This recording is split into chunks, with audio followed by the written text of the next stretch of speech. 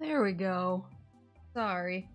My setup, howdy. My setup was all funky because of mischief makers this weekend. I couldn't figure out how to unfunky it, and it turned out to be very stupid.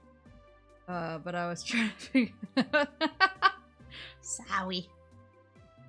Yeah, it's just because of the different capture ratio, I guess. It was making it all look all funny. So, but it should look okay now, hopefully.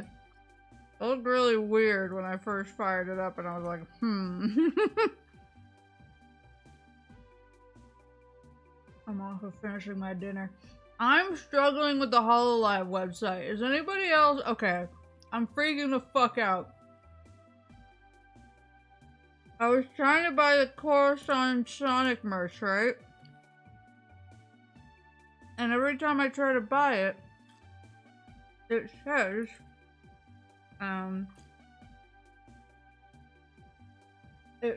like, items in your cart have changed.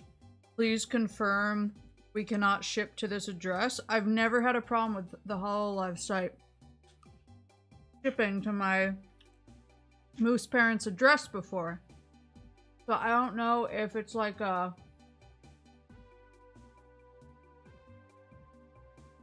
new thing? Try another browser? I tried 2 browsers already and I got the same message on both. So, as you'd expect, I'm having a full-scale meltdown. What you eatin'? I got sushi delivery. But not only did I get sushi delivery, I got milk tea delivered with it. And I also got some sweet potato fries. So I'm gonna be munching on those. Was one of them Chrome? One was Safari and one was Firefox. Why would Chrome fix it? I have Chrome on my other laptop.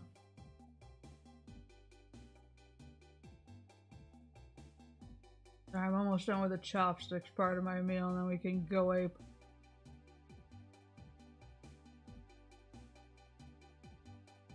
Yeah, I need everything. I need the acrylic standee. I need the keychain. I need the button badge set. I need the blanket. I need the poster. I need the mug. I need the t-shirts. I need the chili dog plate. I need the lapel pin. And I need the plush.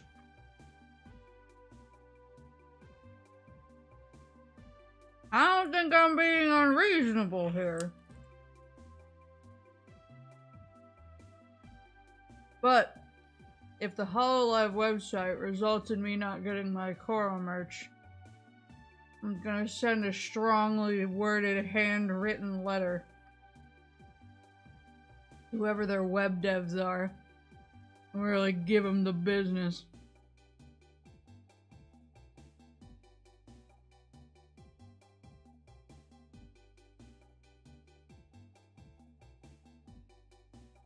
Will you give the blanket to Syrup?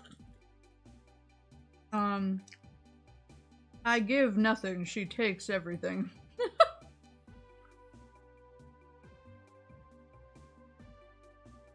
So, all of it? Yes. Sasuga! Yeah, I recently got a faux fur blanket that was like really fuzzy. And it was really fuzzy, and I got it from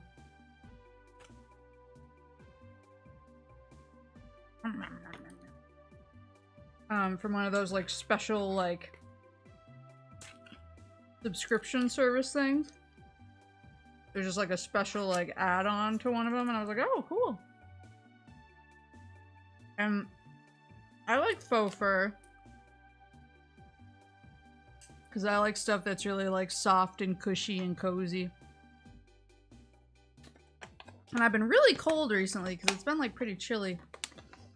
But not only is it chilly, it's like the wet kind of chilly that makes the coldness like get right down to your bones. And so I oh, there we go. So I was like, oh, I'll bust out my cozy faux fur blanket. And now every time I want to do anything, if I get within 2 feet of that blanket, she's like, "Mommy, sit down! It's time!"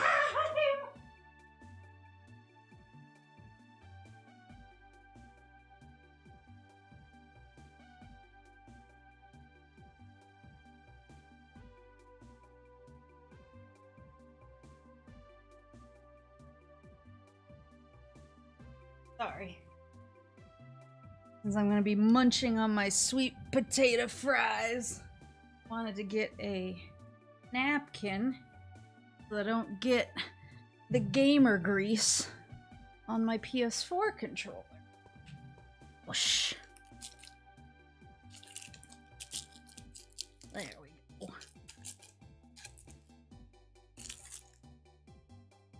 Yeah, she's one of those cats who will try and like get into your lap before you even sit down. Like, she knows that you're gonna sit down. So she's like, so if she sees you like moving towards the couch, she will like, she'll pre-prepare herself for action. So she'll like start like shaking her little butt like she's gonna jump. And you're just like, I'm just walking by. I'm just walking by the couch. Not committing to anything yet. Yeah, we were in the snow level. Now we're in Lookout Valley. But yeah, it really drives my moose parents insane, especially if it's a day where I like bring her over to their house for whatever reason and we stay there. And then I go out like to see friends or something, and she needs supplemental snuggles. They'll like try and walk by the couch to get something or to go outside, and she'll just like follow them but try and angle so that she's between them and the couch so that she can jump into their lap. And Mama Moose has actually been knocked over by her before because she's not that big. Like, I need to impress upon you that Syrup is like at most 6 pounds. Like 6 pounds is when we bring her to the vet and they're like, she's a little chonky this time. She's a small baby.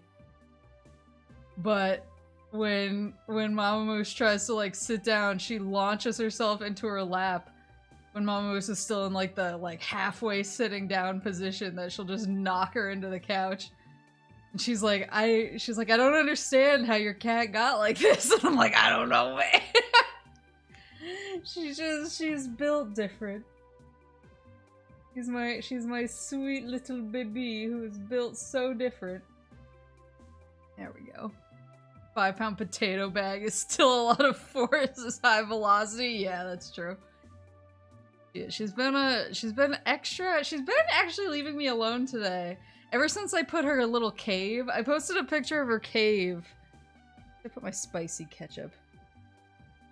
I posted a picture of her cave in the Discord, but like she has this she has a lot of beds. But she loves her cave, but she needs it in a specific spot. So I finally found the spot that she wanted it in. And now like every morning I wake up and I'm like, where is she? I come out and she's just in her cave and I'm like, okay, I see how it is. Too good for mommy, now she has her cave again. So she actually isn't bugging me too much today. She had a minor meltdown earlier, but I think she's back to the cave now.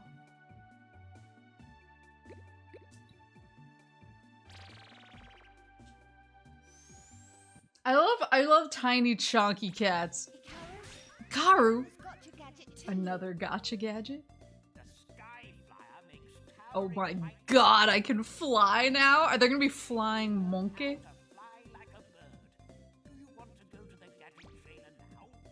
No, it's actually spicy ketchup. It's not, I'm not, I'm not faking.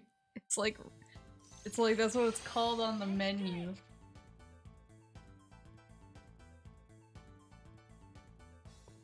My parents have a really tiny cat too, but she's like actually pretty old. Yes?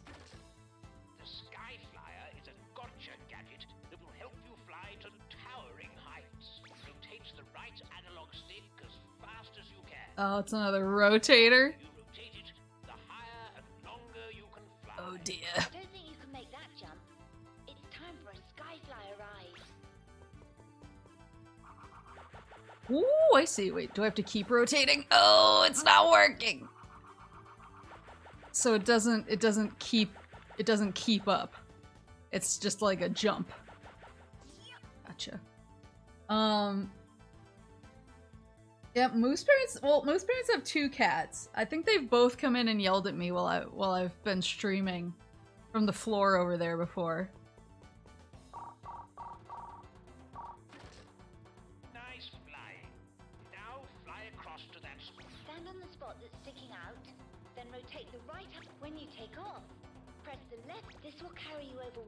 Be sure to keep rotating the right analog. I've been trying, man. I don't know if it's working that well, but it's okay. We'll try. Yeah, I've heard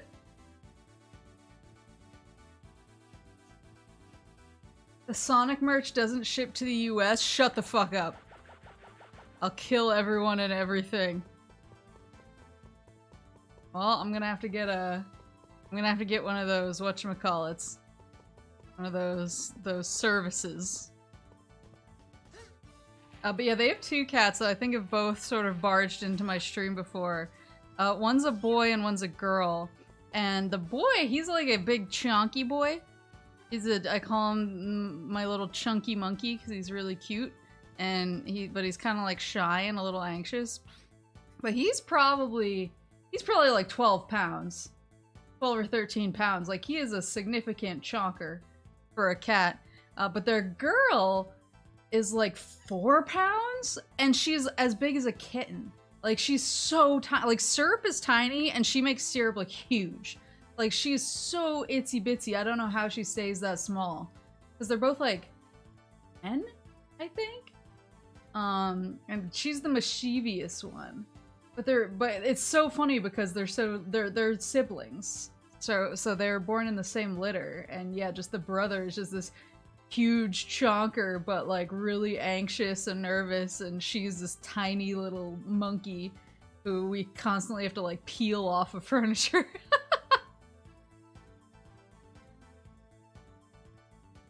Black market smuggler. He consume. Well, to be fair, well, that was my fault. To be fair, Mama Moose, every time she goes to like Burger King and gets a Whopper, or is Burger King the Whopper? Yeah, McDonald's is the Big Mac. Every time she goes to Burger King and gets a Whopper, she shares it with him. So I'm sure that there's like a reason that but he's like super healthy. He's just a chunky, he's just a large lad.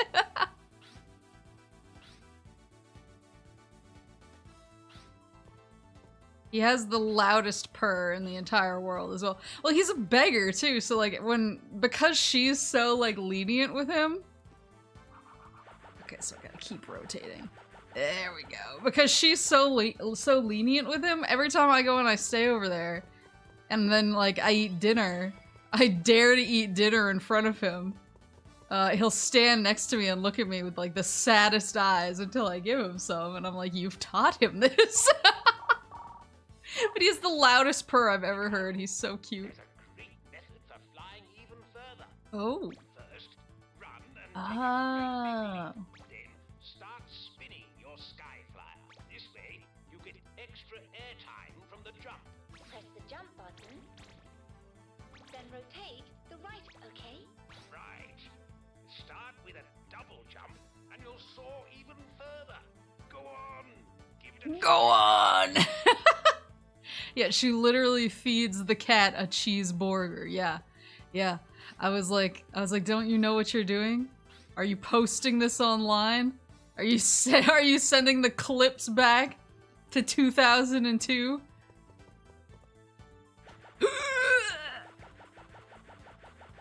Yosh. Oops. Yeah, he's a very like fur happy boy. Especially, he's the type of cat who will purr for like no reason.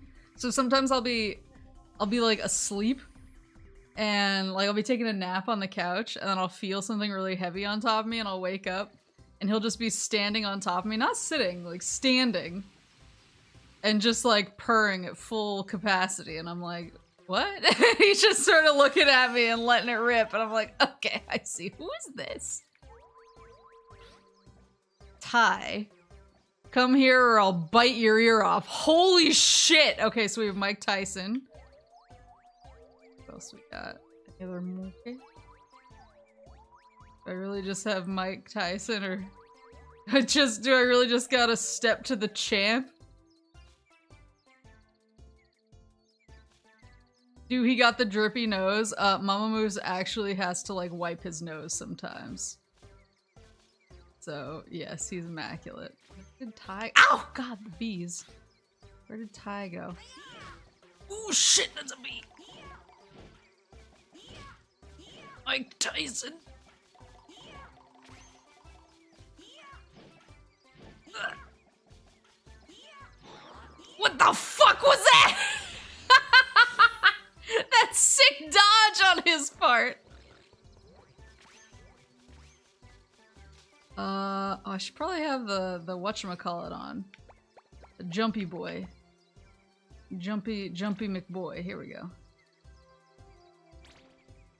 Oh, that's not what I meant to. That's what I meant to. Bob and weave. Doesn't Mike Tyson have like... He's been like in movies and stuff since the incident, right? I don't really keep up since the incident. Didn't him and the guy whose ear he bit off, like, didn't they start like a weed edibles company? Oh, I assumed I could grab onto that. Perhaps that was foolish. Didn't they start a weed edibles company?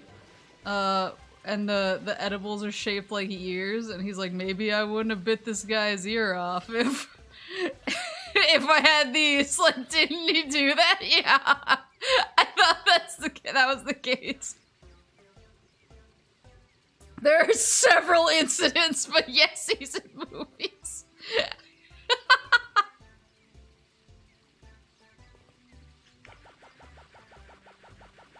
I hit the button. Can I smack? Oh. How am I supposed to— oh. Do I gotta use the slingshot? Oh my god, they expect me to use so many things. So many gadgets. So many gadgets. Oh no, I need that. I'll replace my sword for now.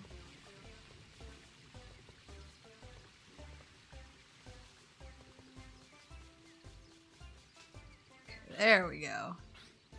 Oh shh. Son of a— eh.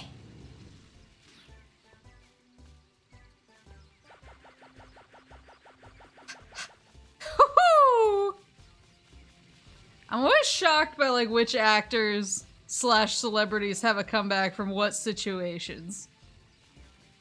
Like obviously not everybody like deserves such a comeback. Oh, he was one of the blind guys! I should have been Olivia. Hold on, who are you?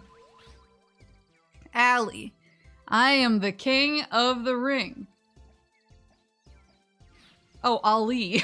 I was like, Allie? Who the fuck is Allie? I get you.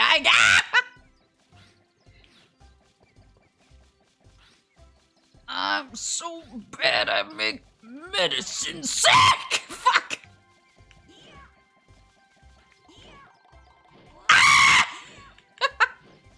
Oh my god, why are they so— these guys are so, like, aggro! the aggro, but like still, oh, holy fuck. But still like the dodging component, I'm just impressed. Oh, they have the run and swing tag. Okay, you got, oh, that was not what I meant to do. Why is there a phone here? Lady, I don't care. I don't care what you want. I want to fight these monkeys. Fuck. Okay, you know.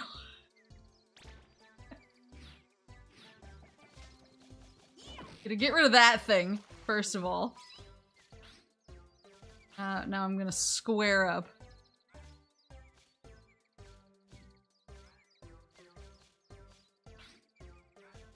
Ollie really is the king of the ring. That's right, bitch. Yes, Robert Downey Jr. is, I think, probably, yeah, the most prolific as far as, like, zero to hero story. I really like my favorite, like, actors and celebrities and stuff are the ones who just hate being famous. Like, with a passion. To row that boat? Wait, hold on. There's piranhas in the water, so I'm anxious. Let me see if I can find some cookies first. And my favorite actors are the ones who are just like, I don't want to do this or be here.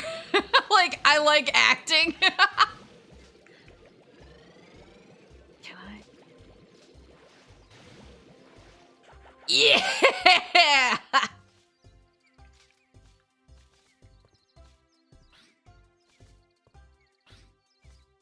Yeah, I like the ones who are like, I really like acting and I like the act of acting. I like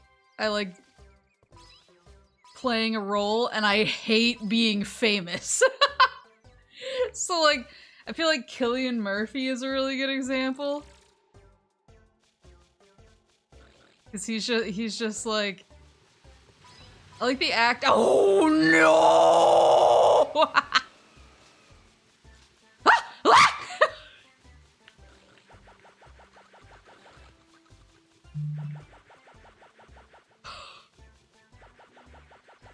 What is that? It's like a robot oh, he's got the jams! Hold on. I'll blast you out of here. Look at his dance! His name's Gun, with 2 N's. Look at him go.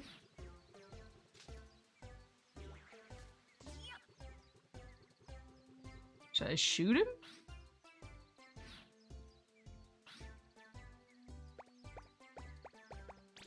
Is Harrison Ford like that? I don't know enough about Harrison Ford. Oh, fuck.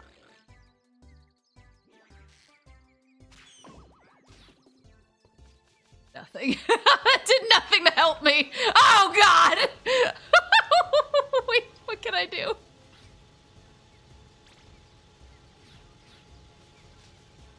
Can I...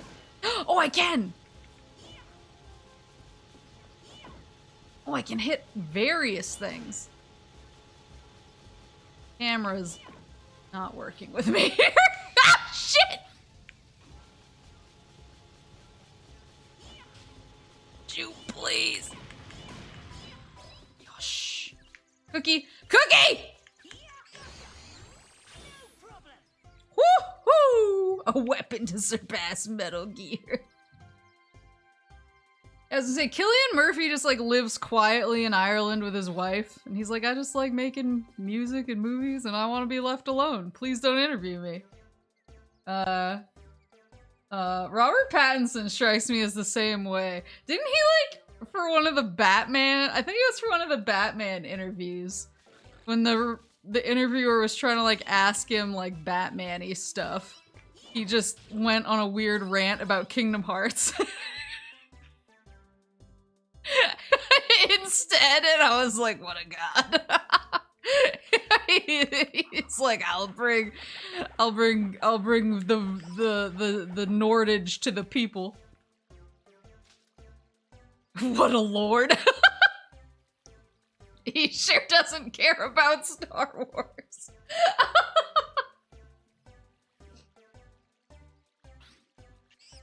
This guy, oh, he's pissed now. Louis? King of the Swingers! Be careful where you say that, Louis. You seen his interview with Laplace? Yeah, it's amazing. At the start of it, he looks like he thinks he's hallucinating. It's like one of my favorite celebrity interviews. He just looks like he's like, why? How did I get here? Oh shit, I fell. Too busy thinking about our Pat's Laplace content. Oh shit. Where'd he go? Where'd he go? Wait, is that him? The hell? You yet? Oh, there's another one over there too. Hold on. Louis and yeah. Know of Louis. What about the other guy?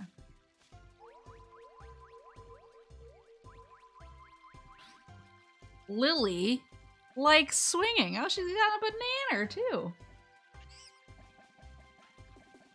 Yeah, that was the other thing, is Robert Pattinson, he had a stalker, and he was like, I want to see how this plays out, so he brought her on a date, and she literally got tired of him because he was just so boring. Like, he's one of my favorite celebrities for that reason.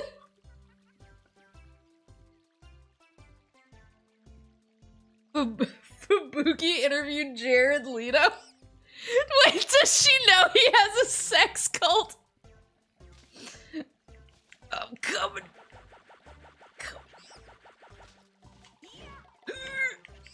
Yosh!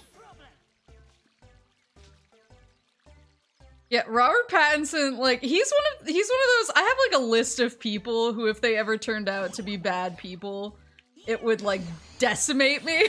Not because I'm like parasocial with them or anything, but just because I'm like, to me, this person is like such an icon of just being like hilarious and and like not up their own ass at all, that if they turned out to actually secretly be completely up their own ass, it would destroy me, and Robert Pattinson is pretty high on that list.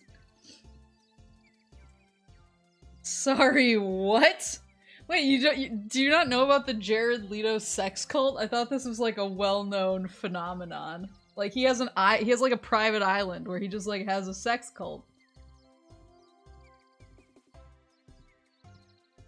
I used to bring it up all of the time. One of my really good friends at my old job, her favorite band was 30 Seconds to Mars. And I just used to be like, how are we feeling about the Jared Leto sex cult on like a daily basis? So she would be like, please stop bringing it up.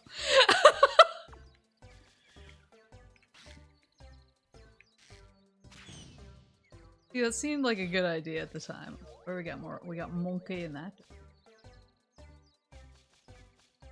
His defense is the classic, it's just a joke, bro. Yeah, when they find the, like, 11 wives in my basement, that's what I'm gonna say. What is that over there?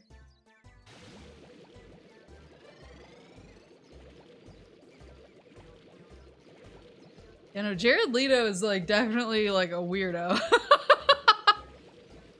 I don't know if I've ever, like, said this, but when the Snyder Cut came out, like, I had no interest. I had no interest in watching that film because I was like, this looks like it's gonna be a fucking nightmare and a waste of my time. But my friends were like, what if we all watched it together? And, like, suffered through it at the same time. And I was like, well, I'm more open to communal suffering than having to suffer by myself, so I suppose I can go along with that.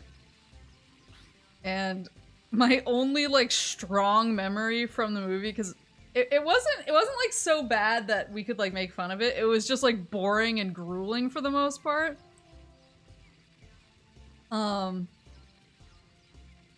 But, like, my one strong memory of the film is actually, like, the post- I don't know if it was a post-credit scene or if it was just the scene at the end of the movie with like, Batman and the Joker. And except for some reason, like, Jared Leto is kind of like eternally out of focus. Like the camera can never quite focus on his face, so he's just like weirdly blurry the whole time. And I just remember all of my friends screaming, "Why does Batman have glaucoma?" at the top of their lungs for the entire like 5-minute sequence. And that's like my only memory of the Snyder Cut. It's just glaucoma Batman.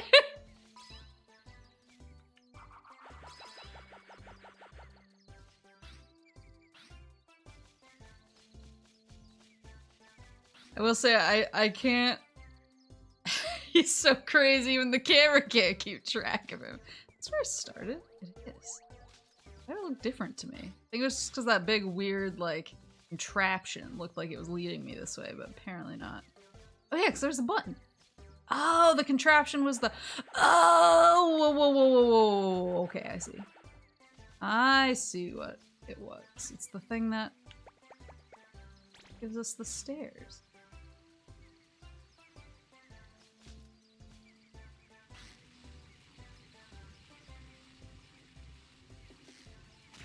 I can't. Oh, did I just use the? I just used the explodey boy. I can't really talk because I also have the 6 degrees of separation from Jared Leto because 30 Seconds to Mars sings the end song for the first Dragon Age game. So I too, I am not without sin.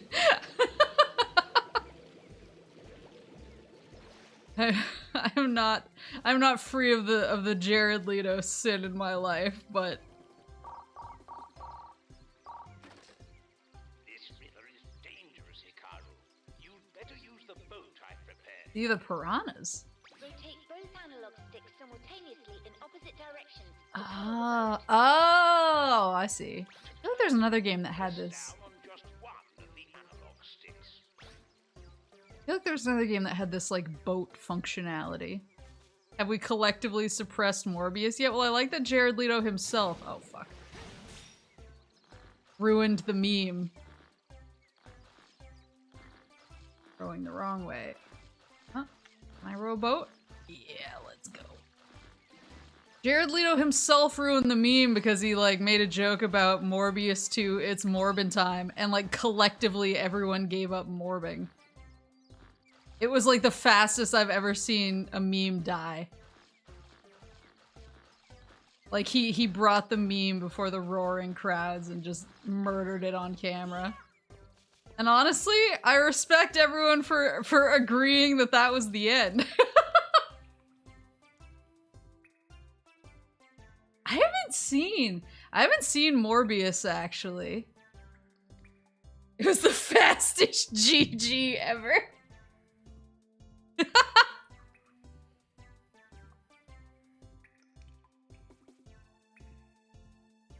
See, I think that Sony capitalizing on it only made it stronger because nobody went to see it, even when they tried to capitalize on it. And so I think them wasting a shitload of money in order to try and capitalize on it only makes the meme stronger. I think Jared Leto getting involved was like the true clinch.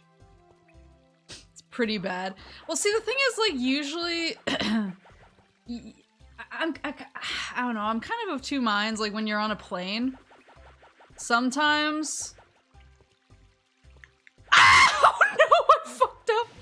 Yeah, is this lemonade? What the hell is this?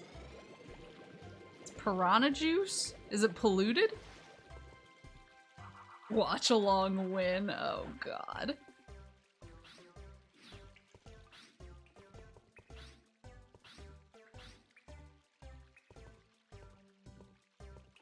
Yeah, like, it seems safe. So, like, when I'm on a plane ride, I kind of have, like, well, I have, like, four options that I always choose from. Which is, 1, I play a game. Usually, I mean, of course a handheld game, but usually a game that I can live without sound for. Because even if you have... I don't know if anybody else has this. I looked it up and it's a real thing, so I'm not crazy. I say with like a million asterisks. But apparently some people are really sensitive to like noise canceling, like the way that noise canceling technology works. So I can't use noise canceling headphones because when I turn the noise canceller on, it actually makes me feel nauseous. And apparently, I thought I was crazy, but apparently it's like it's how it interacts with like your inner ear. Because noise canceling is really just like your headphones kind of like listening to what's around you and kind of like trying to balance it out in order to block like the noise that you would ordinarily hear, like the background noise. And so apparently, like, for most people it's fine and great, but for some people it can actually mess with your inner ear in a way that makes you feel a little bit dizzy and then nauseous. And so that happens to me. So I have noise canceling headphones, but I can't use the noise canceling. Yeah, I can hear like my blood. It's really weird. So I have these really nice headphones, but I can't use the noise cancelers on them. So when I'm on a plane, even if I have my headphones on, it's usually not like the best sound quality because I still have all the background like whoosh of just regular plane noises all around me. So it has to be something where like the sound isn't super important, so I can't really play like rhythm games or games where I really care about the voice acting. Or anything like that. So, like, I'll play a game, but only if the sound isn't important. I'll listen to audiobooks, but only if the narrator doesn't have an accent. Because I've tried listening to the Witcher audiobooks when I'm on a plane, and the background noise of the plane makes it impossible for me to, like, get through the Cockney accents that he uses. I'm like, I don't know what this guy... I can understand, like, every other word. I'm trying to parse this out. So it has to be, like, a very, like, straightforward, like, American accent. If I'm gonna listen to it on a plane. I can't really read books on planes. I don't know why. I have to listen. Because if I read, I just wind up feeling like... I think it's just because of the way that the seat is. Like, your neck is kind of down, and my neck winds up hurting a lot by the end. Sometimes I sleep if it's a really late night flight. But another thing that I do, if none of those sound appealing to me and I have a really long flight, sometimes I'm like, you know what? I'm gonna catch up on some movies that I haven't seen. Because usually flights have like, they have like a selection. So they've gotten, the lists have gotten bigger, so now they actually have like libraries of flights on the plane. My drink. But they usually have like a few that are kind of their featured films where they're like, oh, these are the big deal that we have them. And lately, Morbius has been on that list for some reason. So every time I've flown in the past few months, it's like, here's our two movies you should really catch up on. And it's like Jurassic Park Dominion and Morbius. And I'm like, who is watching Morbius on a flight?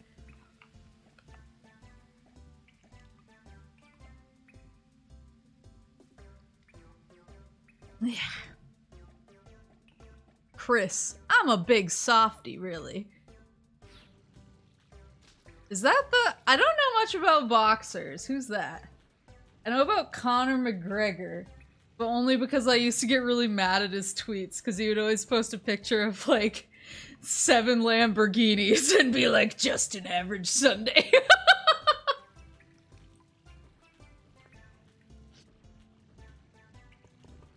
Yeah, I wish I could zone out on planes. I can sleep, though. I can sleep, but only if I'm really tired. If I'm not really tired, I can't sleep.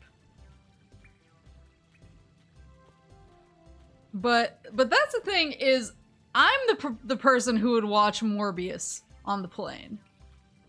Because...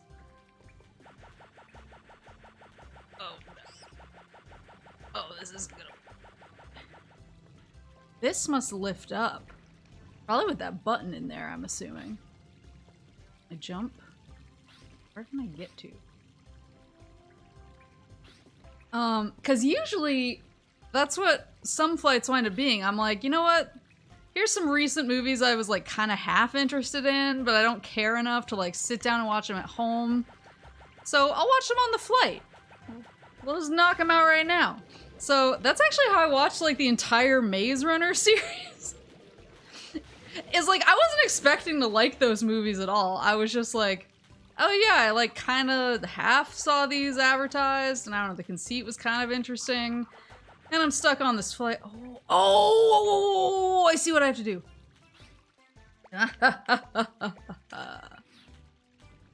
I'm like, yeah, the conceit's like kind of interesting.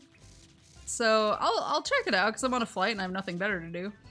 And then I watched the first Maze Runner film on a flight and I was like, that whipped ass. Fuck! Oh, I lived, bitch.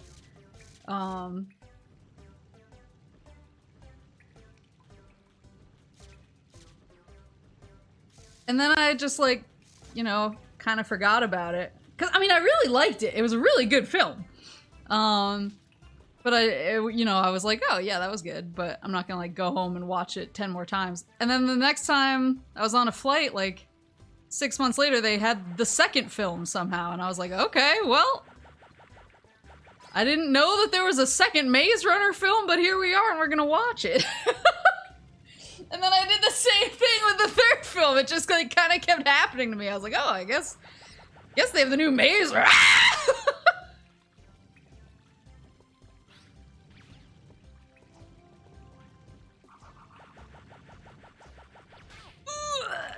Thank you.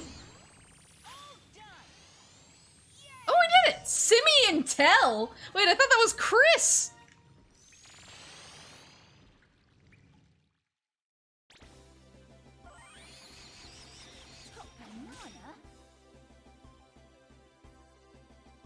Did Harrison Ford come back from Maze Runner 2? Was Harrison Ford in Maze Runner?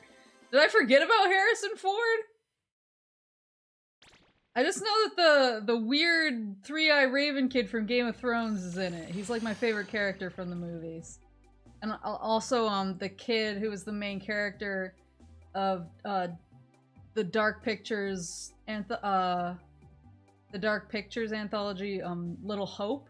The main character from Little Hope is in the movie. He's Gally. He's my other favorite character.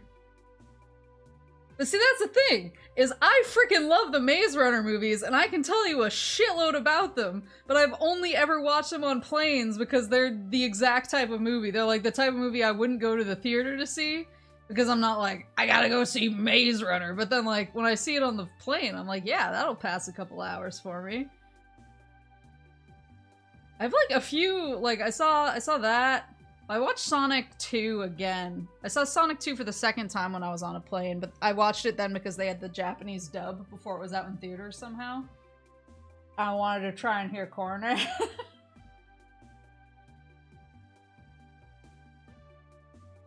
Maple loves a bad boy. The three-eyed raven kid is like the best boy in the movie. He's like 0% bad boy. Gally, I'll give you, he's a bad.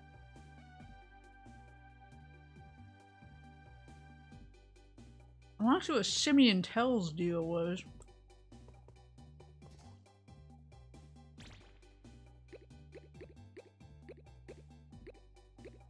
Sometimes I see people like what? Oh, I will say, sometimes on international flights they have movies that are a little more wild.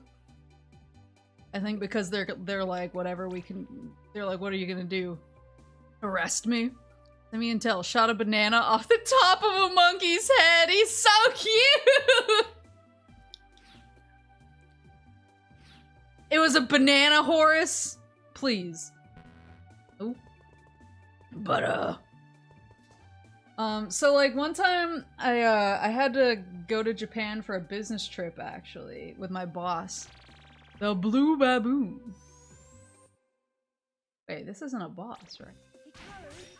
What the hell is this?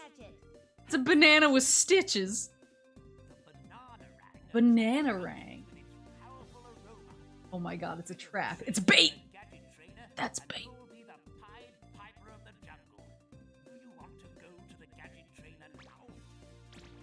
That's bait. Yeah, so I had a business trip to Japan with my boss. Ooh, it just sits there. I love that. Like, shh.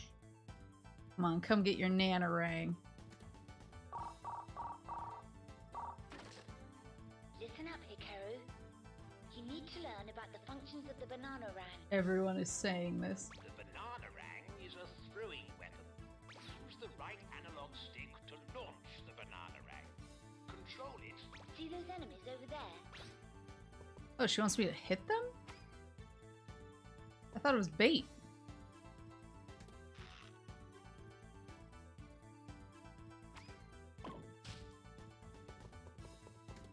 Maybe not for robots. Maybe for only monke it's bait.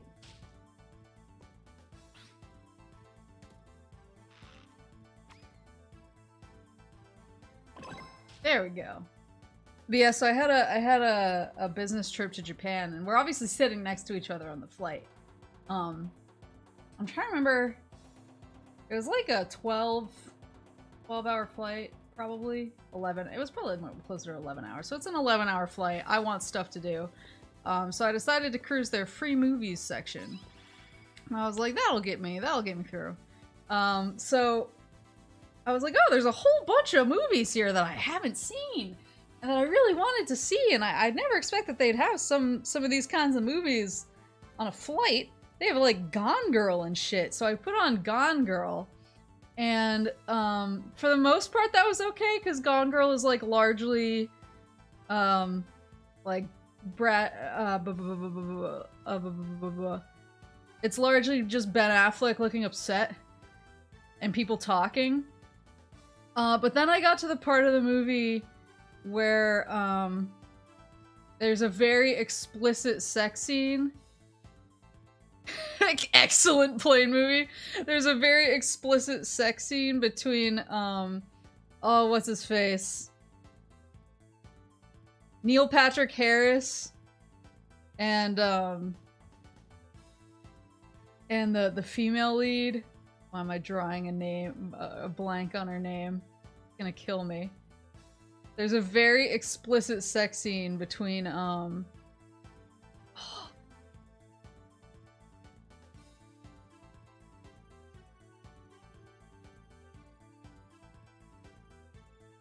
Rosamund Pike, thank you. A very explicit sex scene between Rosamund Pike and Neil Patrick Harris. Like really explicit. And then in the middle of it, she just reaches up and slits his throat, and he just bleeds profusely all over her. And this is all like very lovingly and detailedly captured on film. And I'm just sitting there with this on my screen next to my boss. And I was like, well, we only got another like 8 hours left after this. I only have to survive 8 more hours sitting next to this guy. Oh, it was such a nightmare. You can make the banana rang. Ooh. Fruity scent that the monkeys can't resist. This could be really useful for catching all those monkeys. Look at that little monkey over there. After you've thrown the banana rang, Oh, you gotta keep rotating it, I see. analog stick. This releases a delicious banana aroma. Try throwing it towards the switch over there, and then activating the scent. The monkey doll will react to the scent. Look! I love suddenly realizing there's sex on a tiny screen in front of me in public, and likely where someone nearby who should not be seeing it. You mean like when I pulled up Barry's berries at my gate on my last flight? And not only was I looking at anime titty, accidentally, mind you, but I was looking at anime titty on my giant ass phone at the airplane gate. But at that point, I had syrup in my arms, so I looked like I was just some weird woman sitting there holding a cat looking at anime titty in public. Like, it was the most, like, T-posing I've ever done. It looked so dominant. And I was like, I don't know if I'm gonna be arrested, or if everyone here is just gonna elect me president. Like, this could go one of two ways.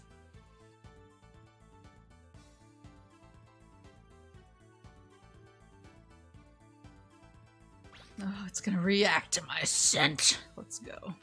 Oh, now she's yelling. What's up, honey? Mommy's in here, emitting the banana scent. Woohoo!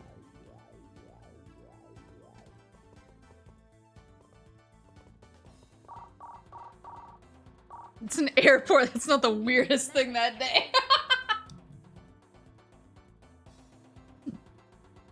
Oh, yeah, no, Barry messaged me afterwards and she said, not the airport porn, Lamau. And I was like, I explained to her exactly what happened.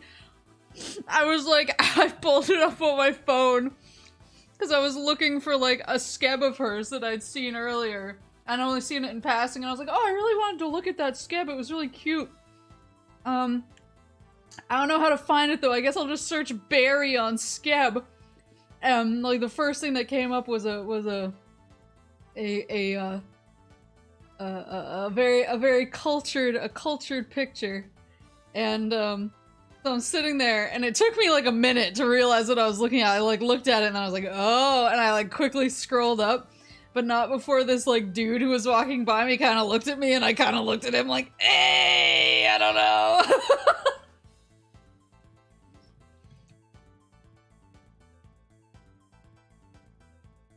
I was like, and you need to know my cat was in my arms at the time. So it looked so, it was like the most dominant play I've ever made. It was the most like, what do you, can I smoke in here? When monkeys have a full stomach, they won't react to Oh. banana ram. You can check the hunger level. Oh, I forgot they have a hunger level. The monkey cam on the monkey radar. Points the monkey radar towards a monkey and press the L2 button. Message my friends talk about the Giga Chat I saw that day. One time I saw a guy on a plane playing Pokemon in an entirely like velour tracksuit. And I immediately I like walked off the plane and immediately like texted all of my friends. I was like, listen to the chat I just saw. Slash perhaps also in the mob, but you never know.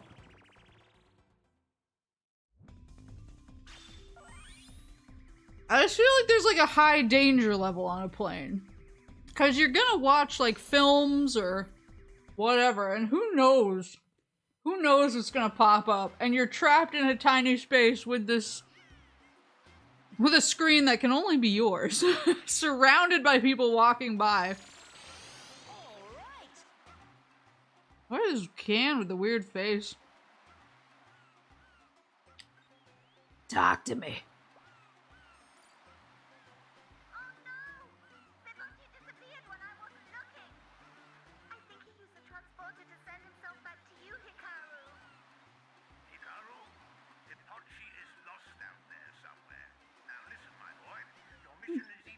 Not Chimpy. You'll have to search for the Pochi while you're catching the monkeys, understand? Mm-hmm. I'm worried about the Pochi too, but you must catch the monkeys first. We're relying on you. Gotta find Pipochi. Yeah, look, the can has a face!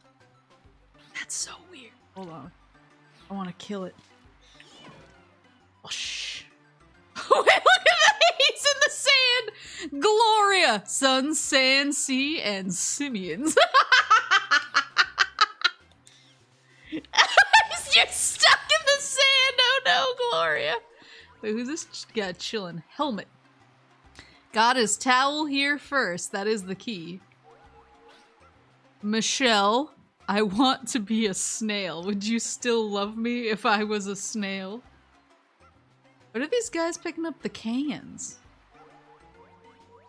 Other guy here, Sandy. He kicked sand in my face. I haven't even met you.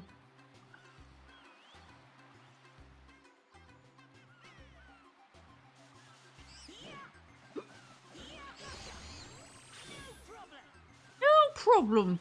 Wait. Oh, he has like an electrical. He's like a jellyfish, I guess? I've never been stung by a jellyfish, but I've seen like a zillion jellyfish in my life because oh, there's two there. Because the beach I went to growing up, Had a lot. Rad. Surf sub, dude. You want to get stung by one? I don't really. I used to see them washed up on the beach a lot, and I would see them in the water too. And pretty much when I saw that, I was like, well, time to, he just left his friend! I was like, time to vacate for the day. I am not about to... Oh, can I not get her in her little shell? What the? Listen. Listen! I'll deal with snail later. I only poked them from the top, because if you poke them from the bottom, they can sting you. And that's the thing is, I was really scared of them when I was a kid, because I had friends who got stung, like, really badly. And, I didn't want that to happen to me, because it always looked really painful. But then when I got older, I started to think they were really cool. And, when I would, like, go to the aquarium, I really like going to, like, the jellies section. Because I was just like, it's so crazy that, like, this exists. And is a real thing. I don't know how to describe it. I'm just like, oh, I just think it's neat. Oh, I bet I have to lure her out. Hold on. Let's get this wench. Oh yeah, she is hangry. But at the time, I thought they were really scary just because of my friends getting stung. The banana. You know you want the nanner! They're just RGB sea creatures? Exactly! Like, that's when I realized that's when I stopped being scared. When you get stung by a jellyfish, you have to put, like, I forgot what it was. I think it's vinegar on it. There's some, like, very specific food product you have to put on it to help the like, swelling. It, like, counteracts whatever kind of, like, toxin it is that they sting you with. Is it piss? Okay. But they just feel like jelly. Yeah, from above.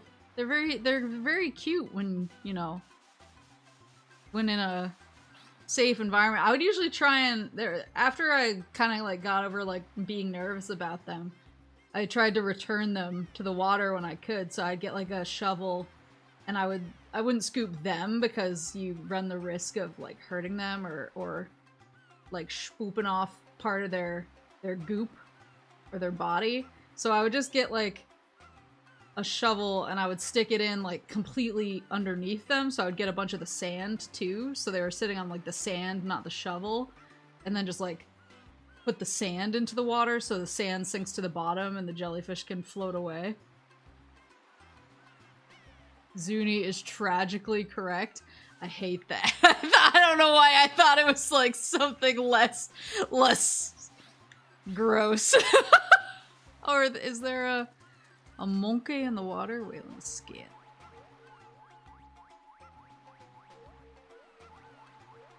They're all elsewhere.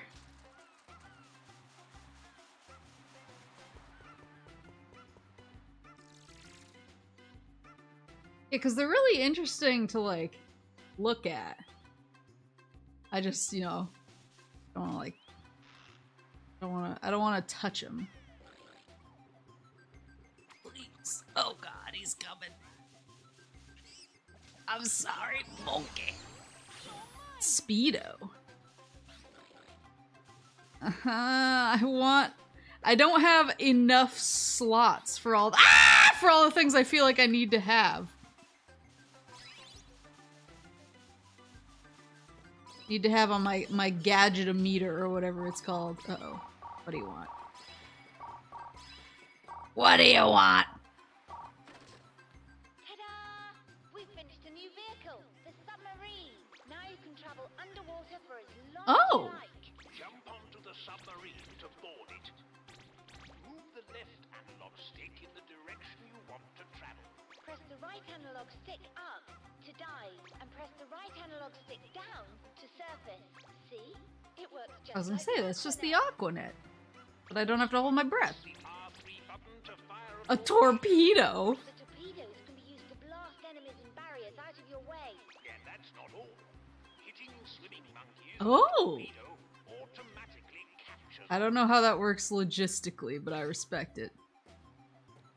Where's the sub? Oh, there it is.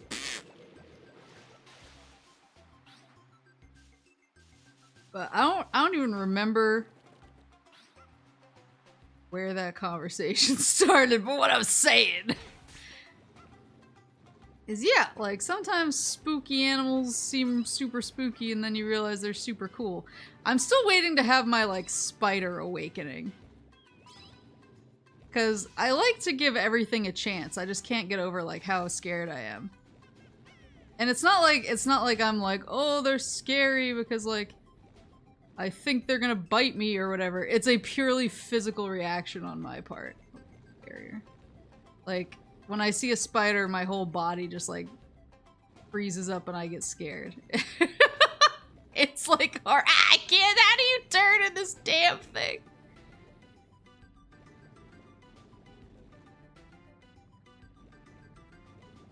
But they're like types of spiders that I find, like, daddy longlegs don't really scare me.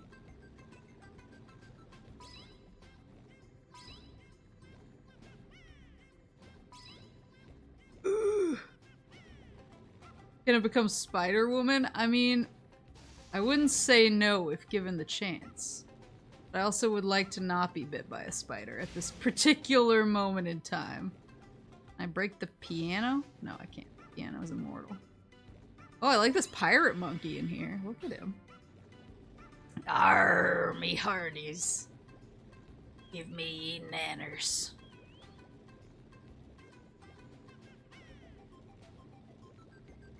I mean, like, I've gone over friends' houses and had them spring tarantulas on me and say, yeah, surprise, actually we own a tarantula, without any warning. And I've, like, you know, been pretty cool about it. That tarantula lives there and I don't, so...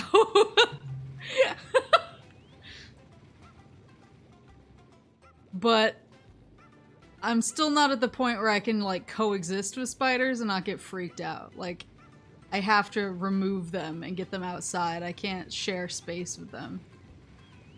And honestly, that bothers me because I'm kind of like, I've kind of found peace with everything else that's ever, like, scared me like that. It's really just spiders are my greatest failing as a moose.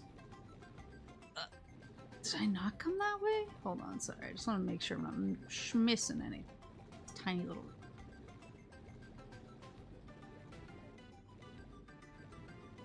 Yeah, there were a lot of jumping spiders in Japan where I was, which I wasn't expecting. Like, I'd been kind of warned, especially because I was a little further out, like, in the country. Then a lot of people, especially a lot of, like, exchange students are. Oh, you think so? Yeah. Montague! Yeah, like, most exchange students who go to, like, Tokyo that I've met are like, no, there's not really any spiders. But I was a little further out in the country, and I was in Kansai. And so I think the vibe tends to be a little different. Can I get up? Oh, I can! Okay. I think there's a lot more, like, big spiders out in the country. And especially over near Kansai, because I think it gets a little, like, hotter there in the summer. And doesn't get... Like, the temperature is pretty close to Tokyo, but... Yeah, the forests are pretty big. And they have, like, huntsmen's there. And so... God. So, like, I was warned about it, but I didn't quite know, like, the reality until I got there. I actually had, like, a jumping spider show up on my desk, like, my first day. And I was like, oh god, there's a spider on my desk. That's pretty scary. I'll, grab it and throw it outside. And then when I went to grab it, it, like, jumped a significant amount of feet into the air, and I was like, no. No.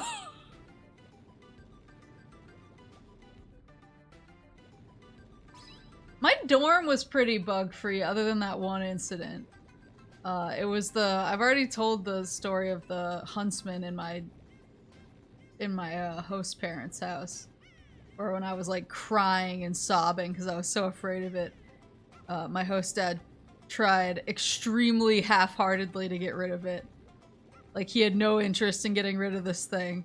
And when he couldn't get rid of it, he just looked at me and went, "Moody," and went back to bed. And I had to sit in the kitchen from like midnight to 7 a.m. watching that spider because I was so afraid it was gonna like sneak up to my bedroom and attack me.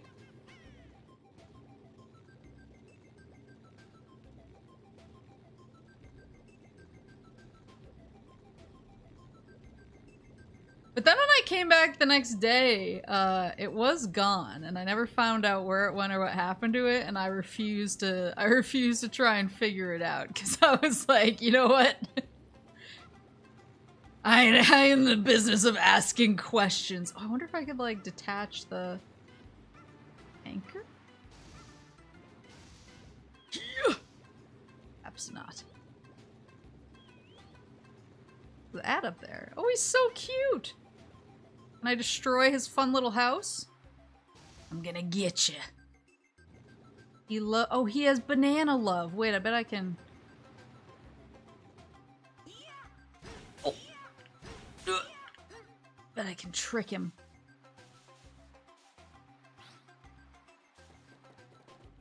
You went to Japan as an exchange student? I went to Japan as a study abroad. A study abroad program. So I was there for a year for my study abroad, but then when I started working at my first job, I went over quite a bit for like business trips.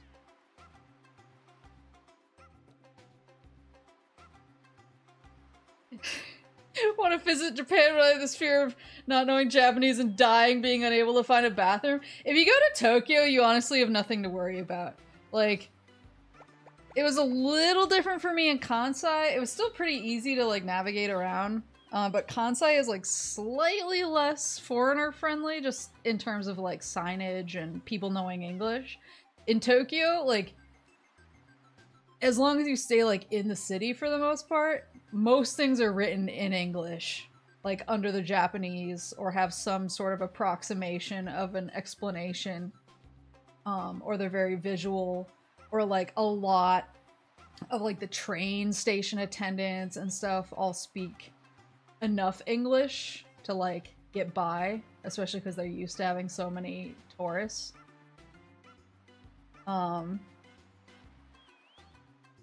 yeah, so whenever, because I have a lot of friends who don't speak Japanese who will come to me and they're like, when's the next time you're going to Japan? Because I really want to go to Japan, but I'm afraid to go by myself, and it would be cool to have somebody who like can communicate there in case something happens. And I'm just like, if you go to Tokyo, it's not going to be a problem.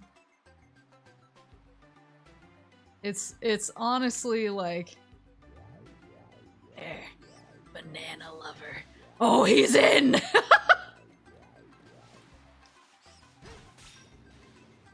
Yeah, if you're in Tokyo, it's like... You go back inside? Where is he? Where's this guy? Oh, he's on the... Oh god, he has a gun!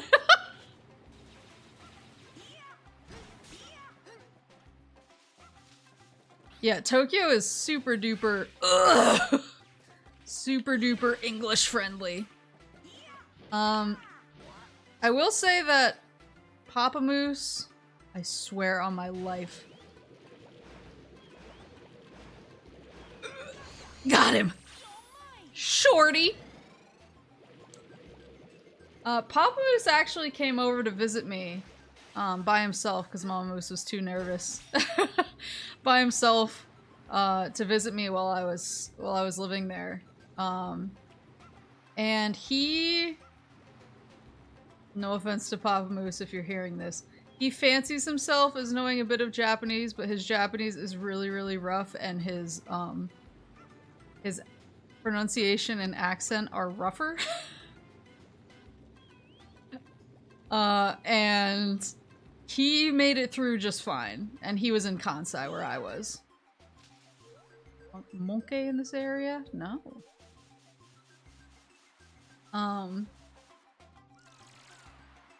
Yeah, he was exclusively in Kansai to visit me. And he stayed at like traditional places too. He stayed at like a ryokan in Kyoto, and it was like not like a super foreigner friendly ryokan. It was just one that he like, it's one that he read about, but he read about it. He specifically looked for a place that wasn't like, that wasn't super like, we're here for foreign tourists. He wanted a place that was like really authentic. And he did just fine. Because for the most part, if you know like a couple words that help you get your point across, a lot of people there know enough English to kind of meet you in the middle. So me Mason levels of pronunciation. Every I'd say it's like a 25-75% on when he's trying to say the word teacher, whether he's gonna say sensei or sensei, and the 75 is on sensei. So this guy naked? Suze, it's our special week. What is up?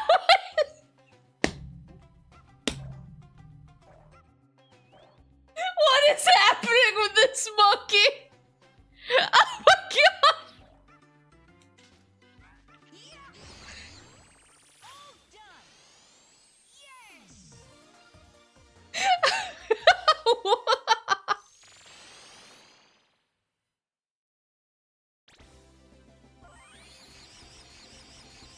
Yeah, Papa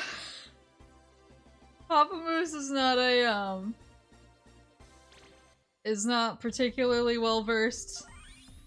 Like he knows enough words, but he's not good at pronouncing them. So like even if he knew a word, he would pronounce it so wrong that I would like question whether people could even understand him. And he still managed to figure it out somehow. Oh, who is this? Who is this? Pink monkey?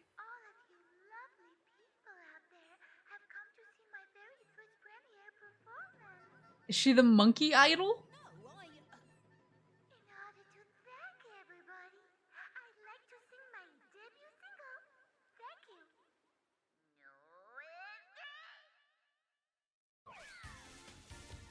Oh my god. Wait, hold on. What should I be using here?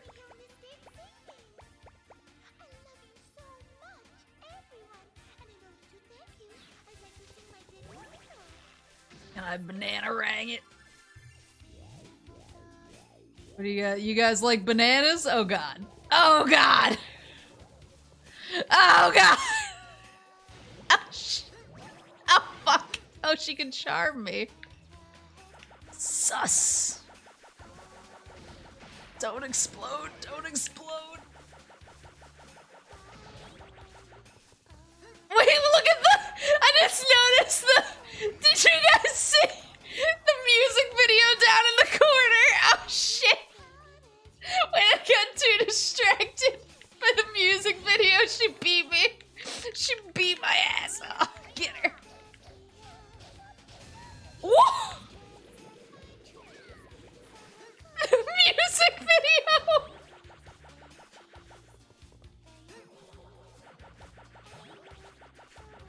Ugh.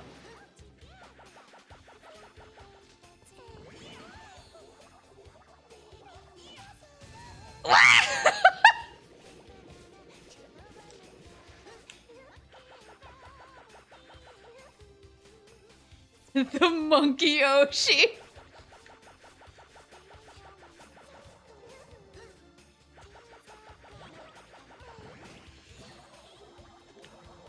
Get her! How dare you do this to me? I've been looking forward to doing this debut for so long.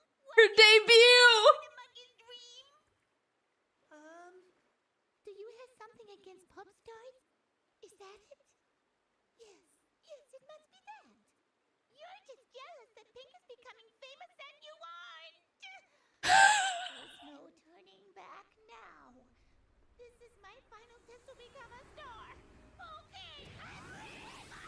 Oh no!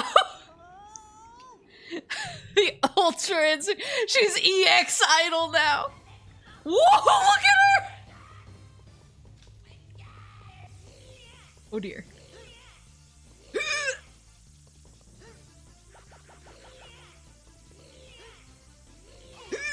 Damn it!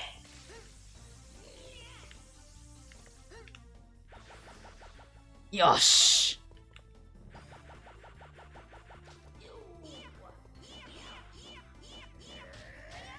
What? Grrrr. Oh shit. Oh, no.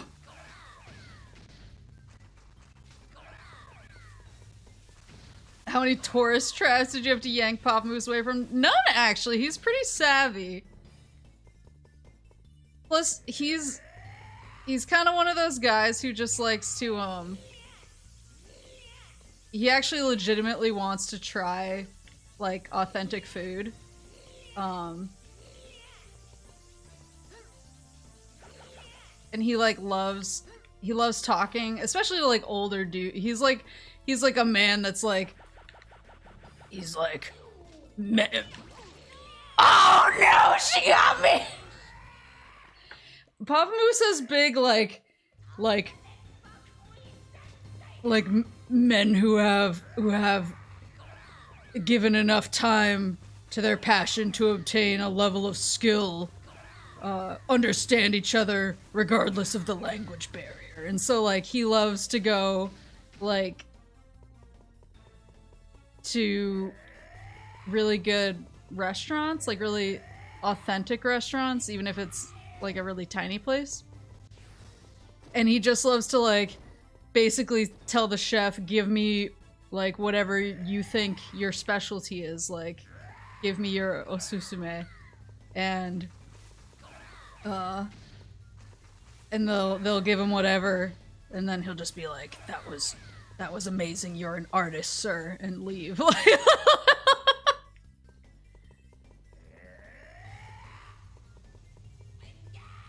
So he does, like, unlike Mama Moose, who I think doing any of that would give her a nervous breakdown, he's actually pretty adventurous and, like, does pretty well at, like, adapting and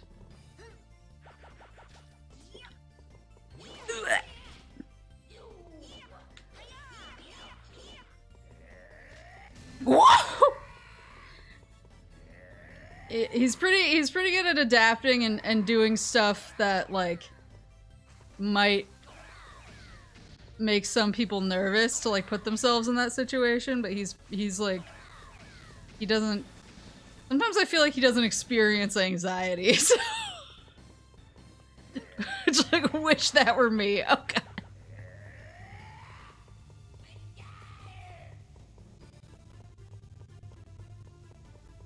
But it made him really easy to kind of chaperone. Because mostly when I was with him, I just had to make sure that if he was asking for something, he was using the right word and not completely, like, not completely botching his pronunciation so that people couldn't understand him. But he was probably, I had a few people come visit me when I was in Japan, because obviously if you have a cheap or free place to stay in Japan and you know someone there who can help you wander around, I feel like a lot of people were kind of like, oh nice, it's finally time to take that trip I've always wanted. And I was like, okay, like, I have to go to school, like, I have class, you know? But he was one of my easier guests, just because he could really take care of himself for the most part. Baby, if you put up... Yeah! Fuck your debut! Escape the ape. That's in you.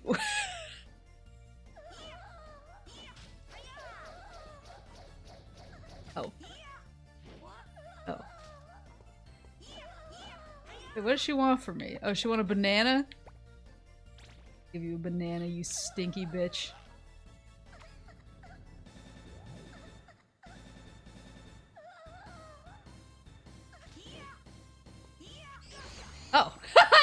this time! Encore!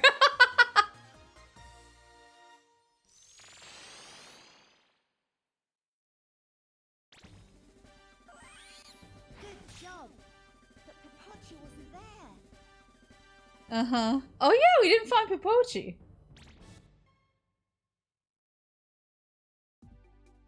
Said to throw this banana on top of her for a while. I'm worried. Just where could Pipochi be? Pipochi! Hold on, I wanna look at the monkeys. I wasn't able to get the DL on. Pipochi! Just loves her black mamba. I am the king of the ring. We saw him.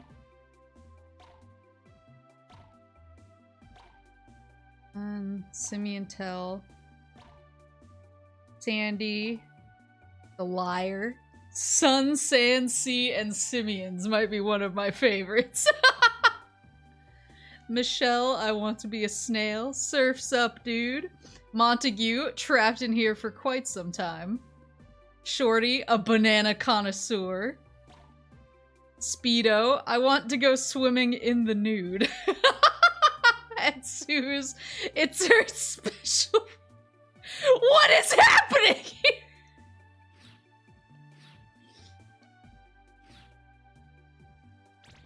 Yeah, I had to flex on the competition. I don't know, there's only one idol in this house. Oh, right, I need my sword.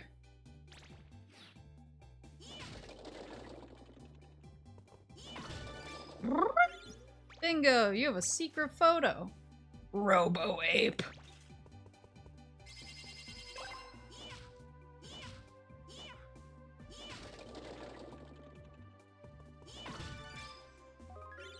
Bingo, you have a secret photo. Out for blood. Oh wait, look, I'm poking over the screen.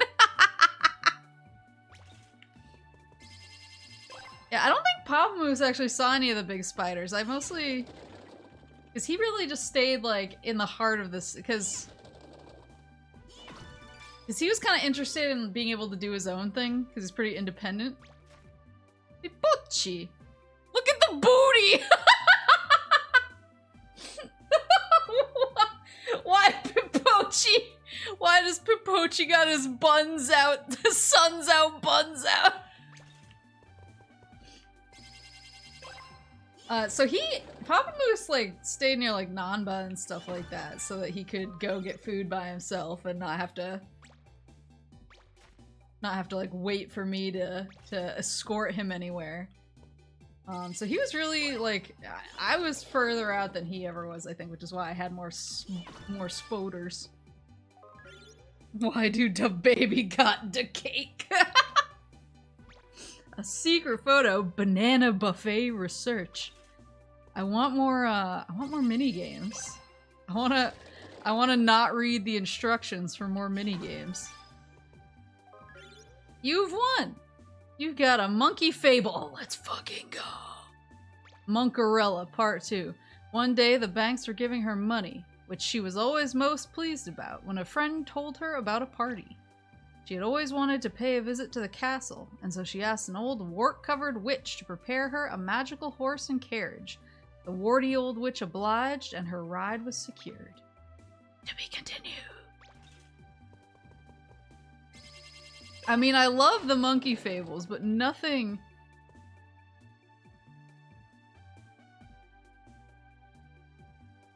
Uh-oh. My phone not plugged in?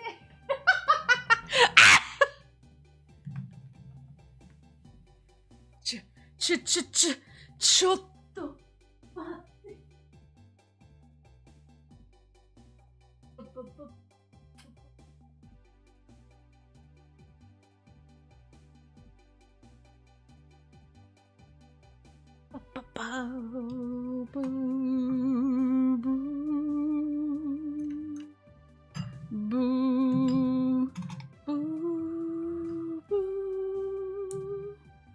How's the internet? How's the while I'm fixing my phone?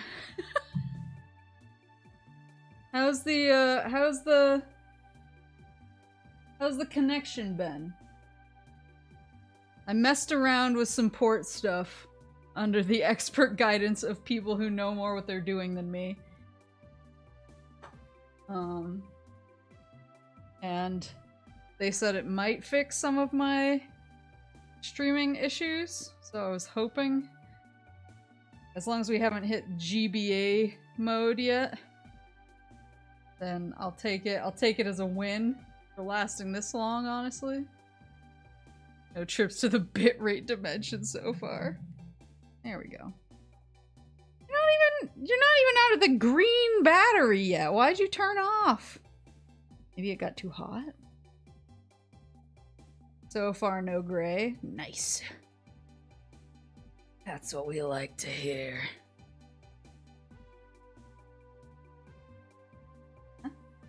Huh? Huh? There we go. Yosh. Yosh. I don't know why it shut off. It was still in the green. Not that I shouldn't have had it plugged in anyway, but Viva APE Spain.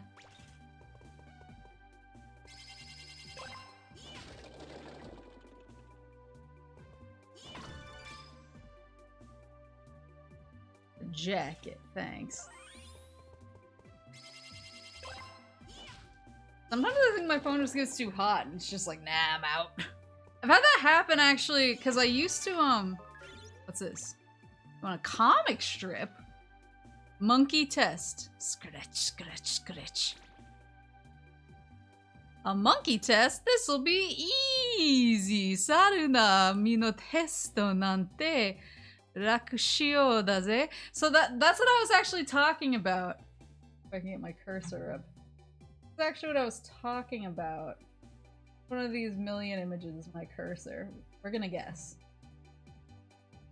Well, that's not it, but I love looking at it. Based.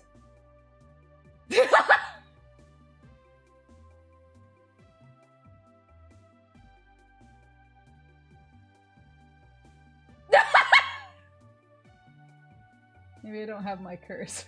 Fuck you. Okay, I don't have my cursor. But that's what I was talking. Do you see the little hiragana next to the kanji on the left side of the speech bubble?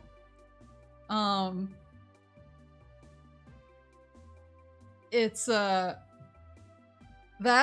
furigana. That's the little like cheat hiragana to show you how a set of kanji is pronounced. So when you see that, so you have, actually we have all of it on this screen. So saru and testo are both written in katakana, and then naminano and nante are both hiragana, and daze is hiragana, and then obviously the really complicated characters are kanji, but then the furigana next to it is the little hiragana that's like the reading guide. Which is, yeah, that's what I was rambling about, I think during Mischief Makers. Select the banana that originates in Ecuador. They're all the same thing. Tsugi no uchi Ecuador. Ecuador-san no banana wa dore deshou? I don't know which one it is. Eh? That's it, that's the whole thing.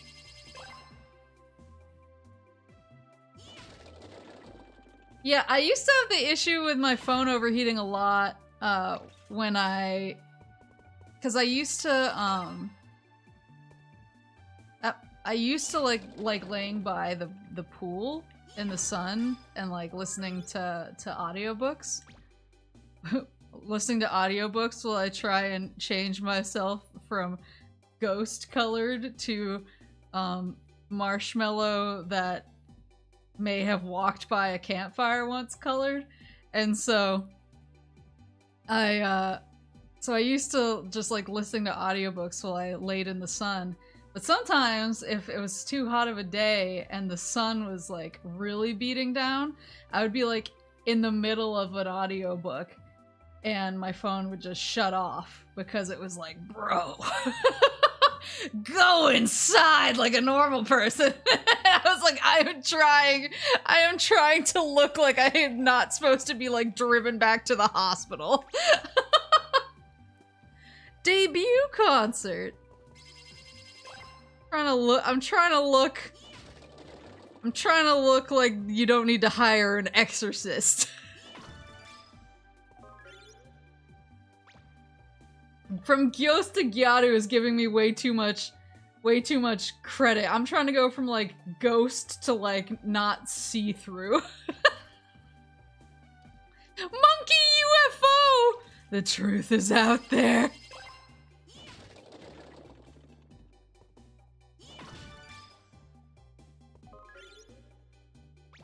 You won!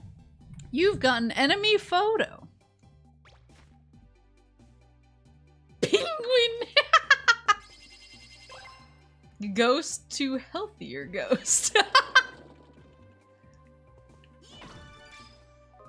Yeah, like, I want to make it so that if somebody sees me walking through the store, they don't, like, go on the Discovery Channel and be like, my experience with ghosts.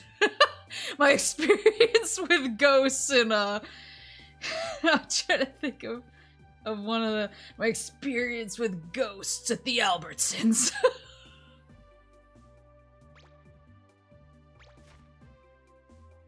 Zach Baggins shows up. He always looks so weird in some of his concept art.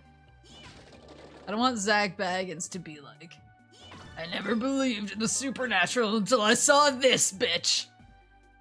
On a comic strip by Goto. Splish splash, I was taking a bath. Bub bub bub bub. Whoa, the room is spinning. Mega mawaru. How can you stand these glasses? Your eyes must be messed up. Wrong your, buddy. Aye!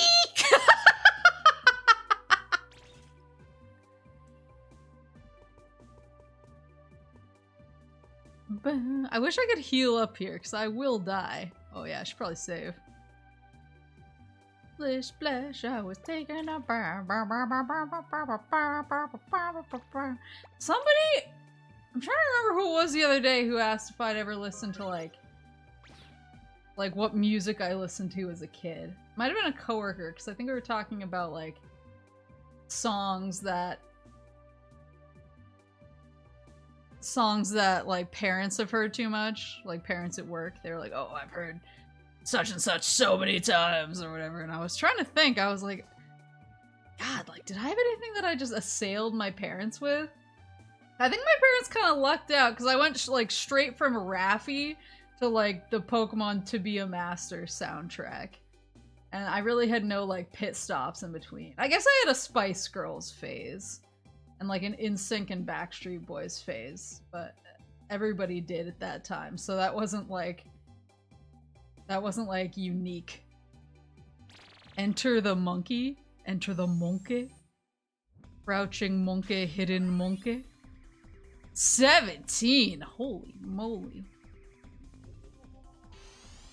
Why you don't wear people's glasses? I should probably be wearing glasses, but I just don't want to.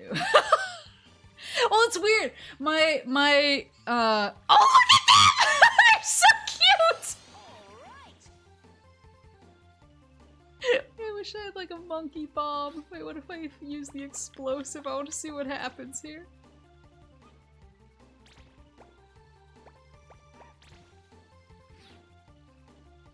Well, like my faraway vision is like insanely good. It's like whatever it's the score that they give you when your vision is like better than 20/20 is my faraway vision. Like I can see anything at any distance. I've had people like hold things at the other side of the room to test me and I can read like anything. But close up, sometimes I get a headache if I read too much. My doctor said that my eyes aren't like really bad or anything. Like I don't need glasses, but they were like, it might like, you know, stop your headaches. because you just have like a very minor need for like reading glasses. And I was like, yeah, okay. So they tried to get me to buy a prescription, and I was like, that's a lot of money. So I went to CVS and I bought $10 reading glasses. And then I forget to wear them all the time. So I'm like, I'm really glad. Oops. I'm really glad that I didn't buy your like $200 reading glasses, because I'd never use them, because I would forget, because it's like it impacts me so little.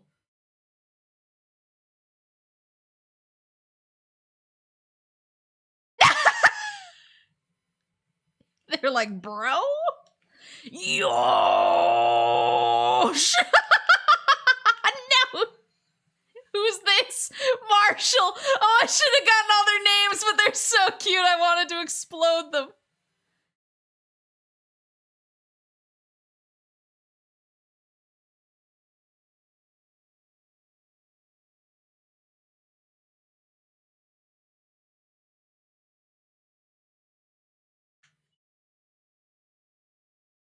Yeah, I mean, I just need like pretty minor reading glasses, but I don't know, it's just hard to remember. I have like 4 or 5 pairs now because I would lose them when I moved or something. And then I would go back to CVS and buy another $10 pair of reading glasses. And then I'd be like, damn it! Now where did that one go?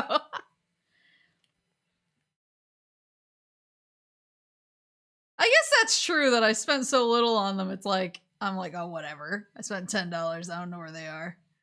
But on the other hand, I have no good excuse. I do wear blue light glasses sometimes at work, and I know that a lot of people are like, blue light glasses are bullshit. And like, I'm sure that it's not nearly as big of a problem as some people make it out to be, especially people who are selling blue light glasses. But I will say, where is he? I will say that whether it's a placebo effect or not, my eyes hurt and twitch less after I've been wearing them for a few days, as compared to when I forget about them for a long time. Did we lose game audio? Oh, let me check. You did. Hold on. The PS4 isn't on top of the capture card this, in case you were wondering.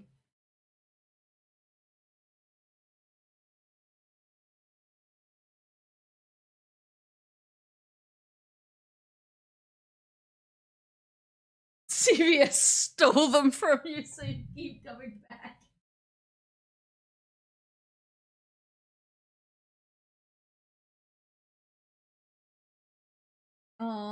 Ugh. Yeah, like I probably there will be a day that will come where I should actually wear glasses and not bitch out of them so much, but till that day comes. Yeah, like I totally understand, like, because I've had people when they're like, "Oh, you wear glasses," especially if I'm wearing it at work at my desk. I'm like, "No, they're blue light glasses." They sort of look at me like, "Oh, you're one of those." But I swear on my life, they'll come back eventually. We just need to let me plug and unplug like I did the other night. I've had days where I come home, like my eyes hurt. Eyes are, and I have a headache that kind of is like kind of in my temples. And then I'll remember and I'll be like, oh, I should wear my blue light glasses. And when I wear them, I don't get those headaches. And then I'll leave them at home on accident for a day or two. And then the headache comes back. So I don't know if it is a placebo effect, but honestly, if it is, I'll take the win. Sorry, I'm trying to get it to deactivate. Sometimes it just needs me to deactivate and reactivate a little bit.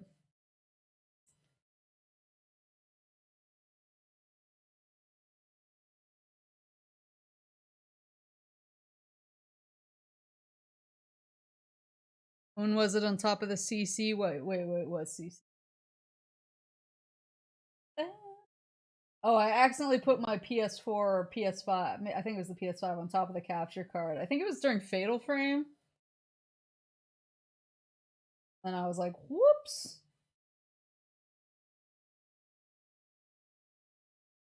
But it was not that way today. Boy.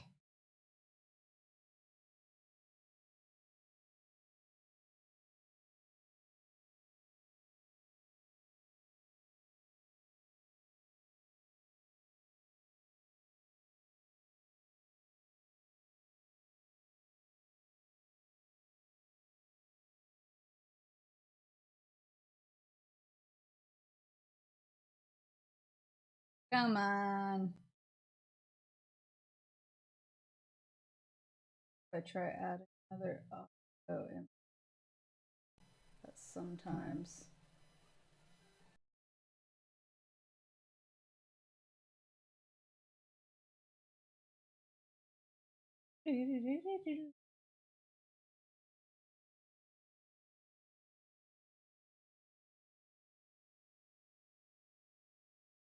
The audio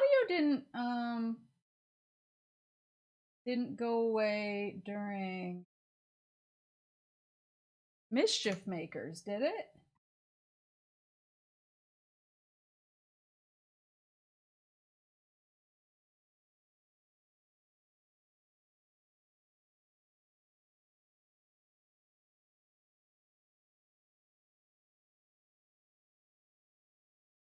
Yeah, so it's not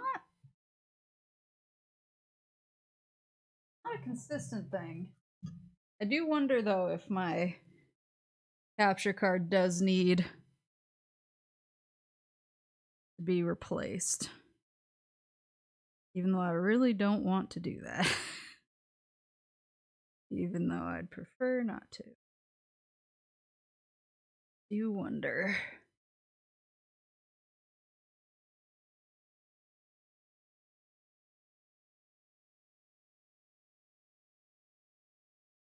I do wonder.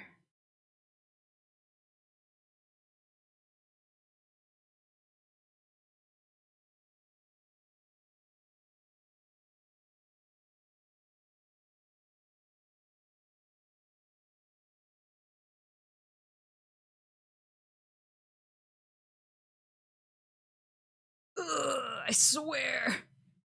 Come on, didn't take this many tries to fix it on old Fatal Frame.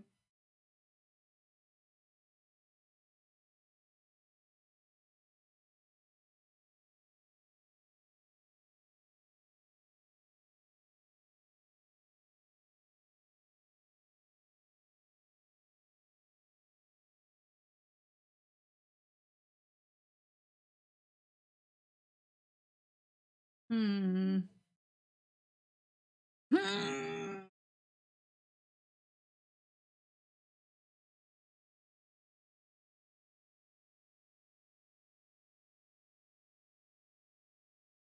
William, I have to work tomorrow. Nice to catch stream. Hope I can catch another one soon. See ya. See ya! Thank you for Patricio. Thank you for coming. Did I pronounce your name correctly? Thank you for coming. Hope you had a good time, even though I'm struggling. Hashtag blame Mischief Makers. Oh my god, when I woke up, what day was Mischief Makers? Was that Friday? When I woke up on Saturday, my hand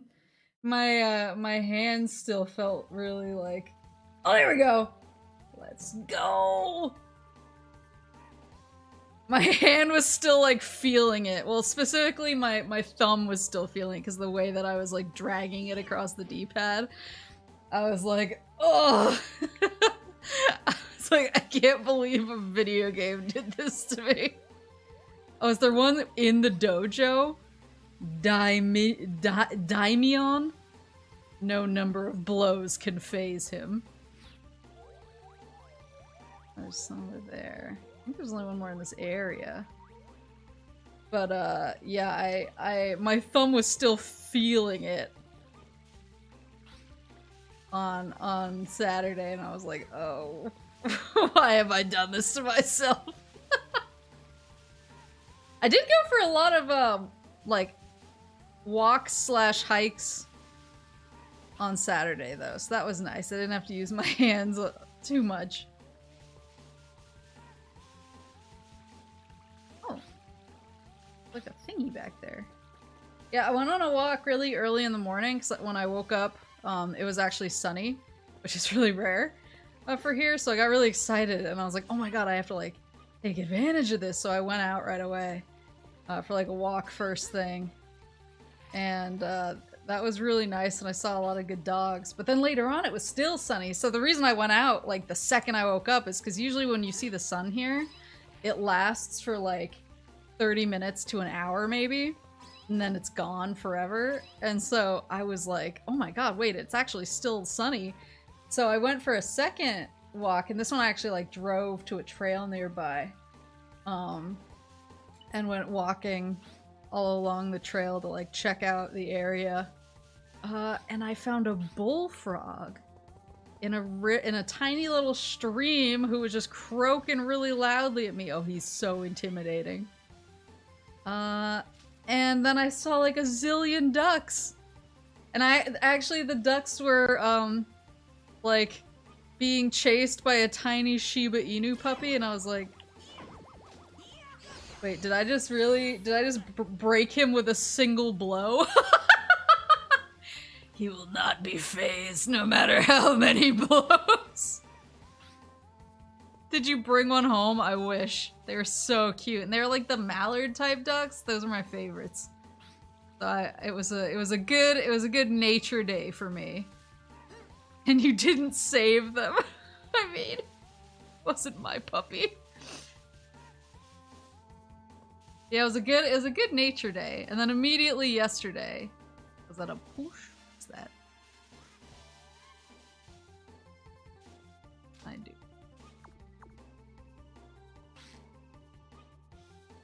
It was a good nature day. And then immediately yesterday, it started raining like crazy again, and I was like, rip. We hardly knew ye, son.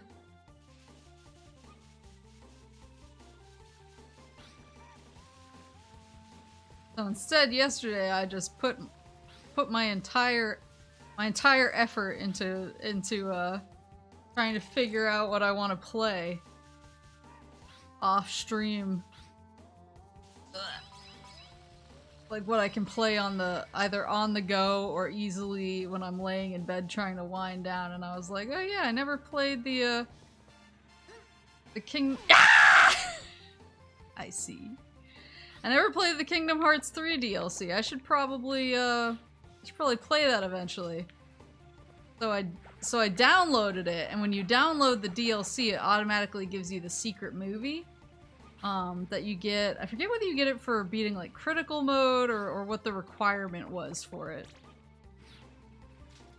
But I was like, yeah, I'll watch the secret movie, get ready for this.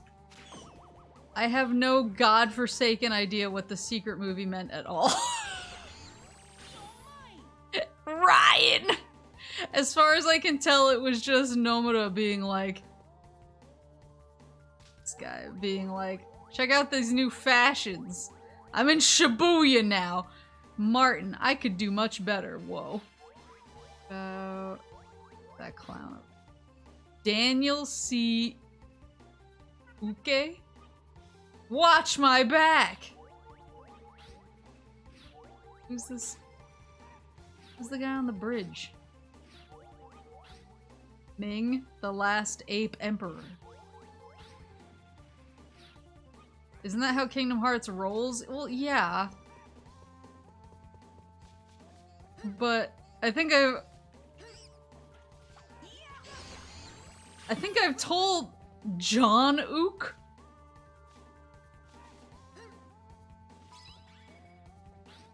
Is he dancing? Jules?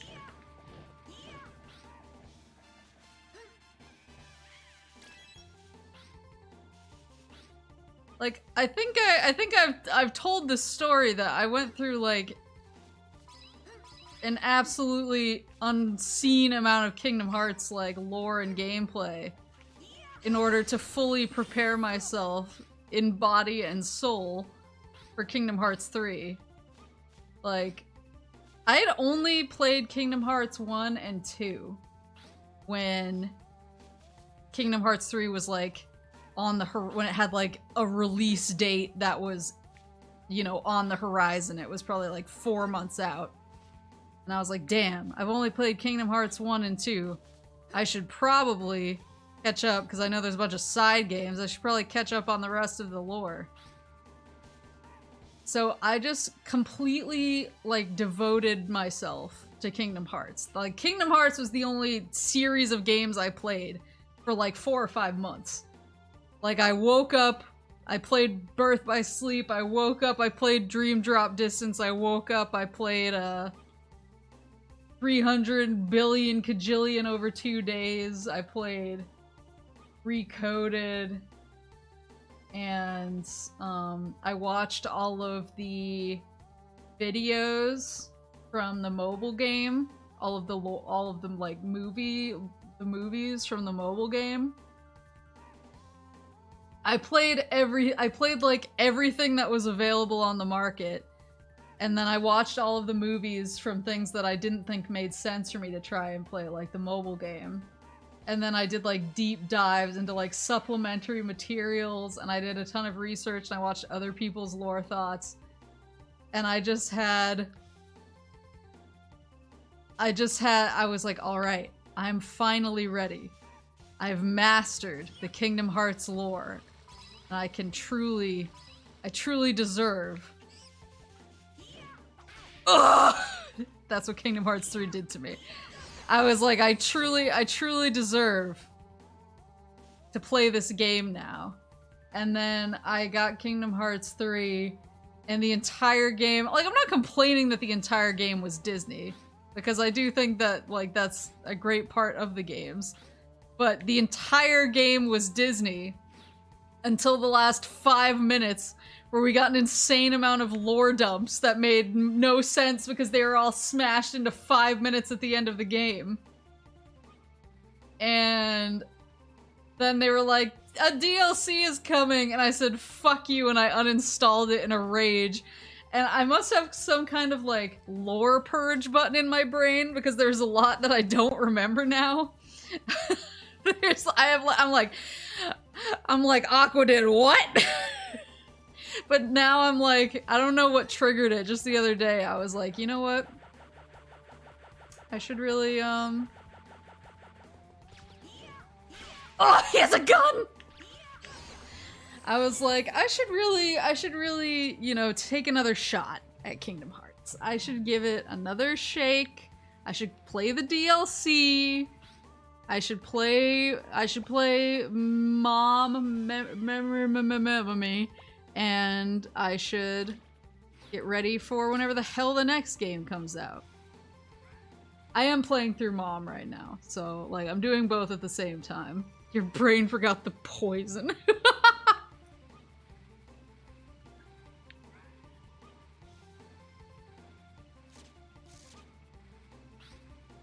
So I got back, I'm like mostly back up to speed. And then I saw the secret video. Oh, damn it. And I got immediately furious again. Because I remembered that Kingdom Hearts 3 made no fucking sense, and it made me furious.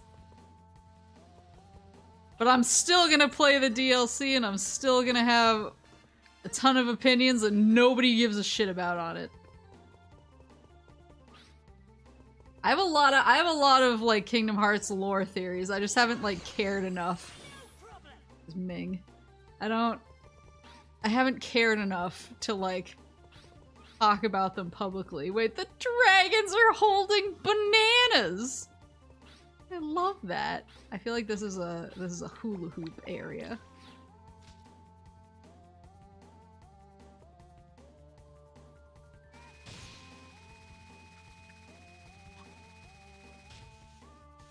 Do a lore stream, but that would be cruel to everyone involved. I would do a lore stream though, because I don't think Kingdom Hearts is that difficult to understand. I think it was just that it's like stretched across a million games, and there are too many people that have the same damn name. But I think that, like, ultimately it's not that hard to understand. I think you just need somebody to explain it to you. So I would happily be that person. It's just that you all wanted the woodworking lore stream, and I'm gonna tell you right now, I'm making my best attempt. But there is not a lot of information about the actual craft of woodworking in like a lore-related way that is available from like non-academic sources. So I've been trying to look up. I never signed up for woodworking.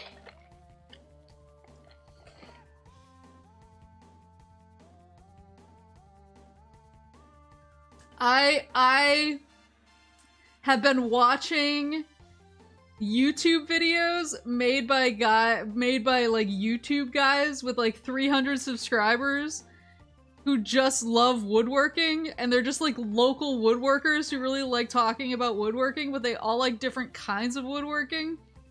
And so like one guy will be really into like woodworking specifically circa like medieval England, and then there will be somebody else who's like, I'm really into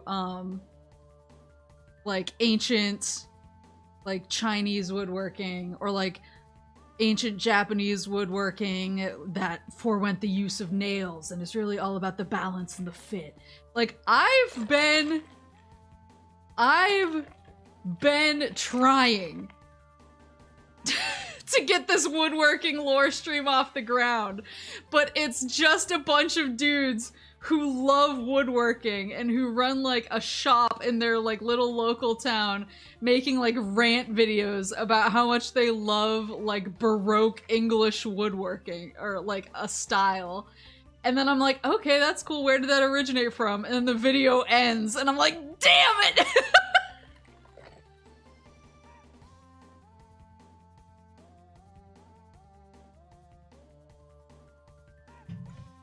Ugh, there we go. I have legitimately been trying, and I have like some information. It's just that it's like, it's like absolutely not the type of information I would. Oh, Chimpy. Where have you been? Everyone was so worried.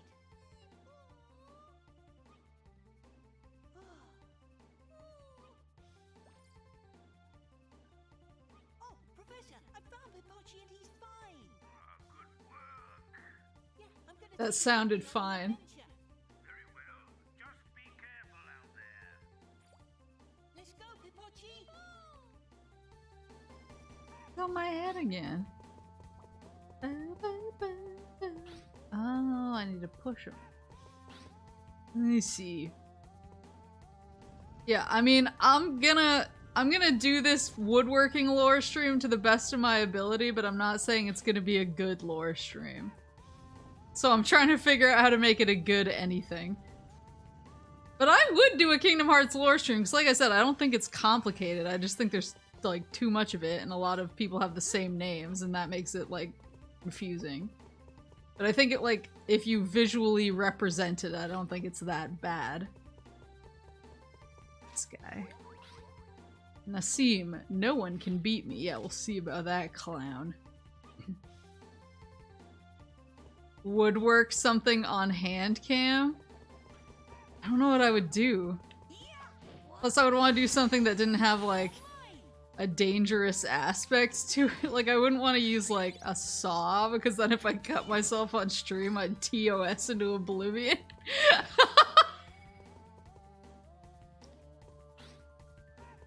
It'd have to be something that was more focused on like sanding and whittling, I guess. Tie it in with the ghost elves. I can tie anything into the ghost elves.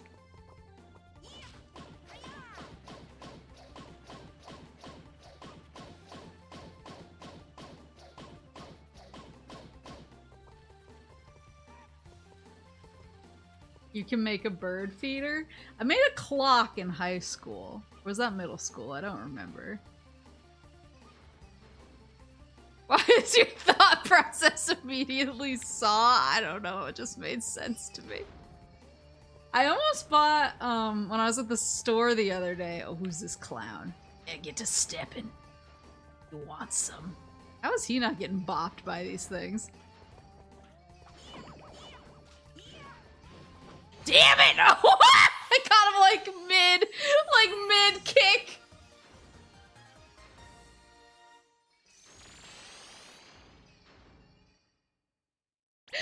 When I was at the store the other day, I almost bought like a set of those like little, you know, like the puzzles that old people have on their tables, or like the dentist's office has in their waiting room. It's all like a bunch of triangles stuck together, or like it's like get the ring out of the such and such.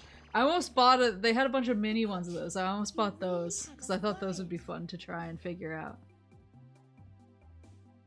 But I didn't. Instead I got my my British baking show board game and my Lord of the Rings escape room tabletop game. Hippochi wanted to be with you. Hippochi!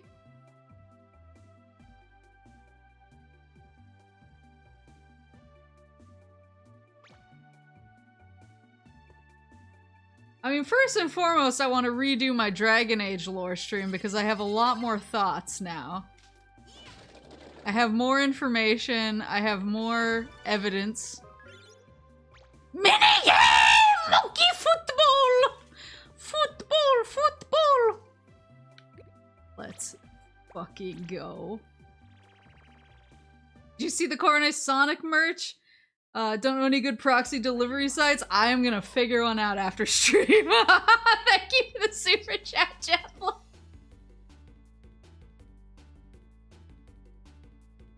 You tried out the baking board game yet? Yeah, I busted it out. It's really, really cute. You basically have like decks, and you have to build your bake out of the deck. So there's like a fillings deck and like a crusts deck and all this stuff. You have to, and you draw the card for like, oh, you have to assemble this. But the thing is, you can't just like keep drawing. You can basically hold a maximum number of cards, and you can throw stuff away, but you have to throw it away in a certain order. So you basically have, and you can only build stuff that's already like touching. You have to build from the bottom up. So if you get like a filling, but the filling isn't till the top, then you have to hold it. You can't use it.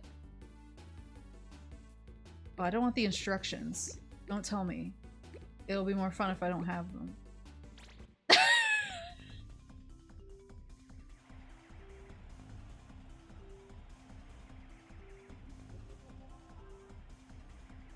But yeah, so they have a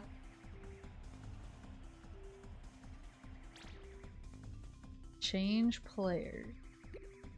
Oh, I have like different, so here's my key. Oh, it's like Blitzball. Keeper. I'll just go with, wait, why do they have the Liberty Monkey? Why do they have America Monkey over there?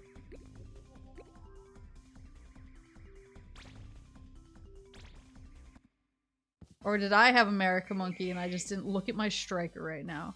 I don't know how to play. Wait, that's me. Do I have it? No, I don't have it. He has it. Oh, I see. I see. I see. Oh, you motherfucker. Oh, that's right! You son of a bitch! Oh, fuck. Wait, I need the, no! I need to send it that way! Wait, who am I right now? Ah! Maybe I should read the instructions. No. No! Real men learn. Ah! I got it! I got it! I didn't get it! No! Come on, my man! Everybody out of my fucking way! Why is he so fast? Shit! Zuka throwing. Oh, he's Zuka. Oh no. Oh no. Oh no. Oh no. How do I steal? How do I get him with the slide? Ugh! Foul! Foul! Oh, what's happening? Oh, you stupid bitch! No! How do I get rid of it? Oh, shit. Oh, it's a bomb! It's a bomb! Get away from it!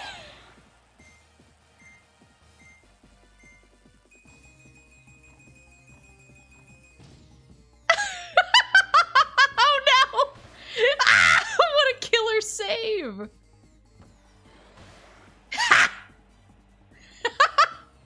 I don't know what the other buttons do. Oh, I'm so nervous! Oh, get away from me! Oh, God! Oh, shit! Get it in! Get it in! Go!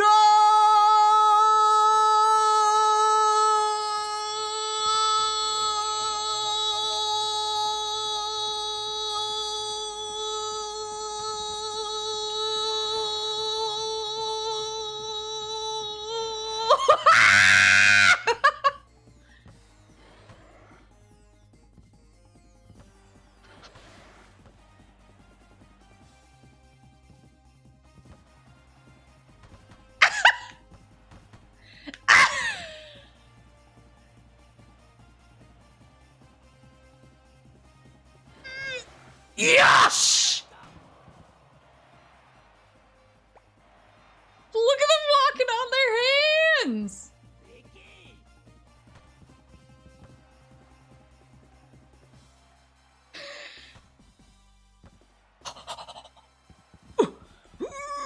Oh, yeah. Let's go! Never gonna catch this. No! My moves! My schmoves! Wait, you can't do this! Can't do this to me. 30 seconds! Ah! Don't tie the game up, I'll freak out! No, you stupid fucker! Oh, God! Why? No!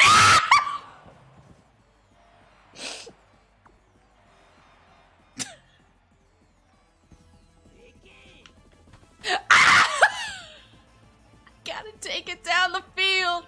I gotta take it down the field. Hail Mary! That's what they call it in this sport. No! Ah, no!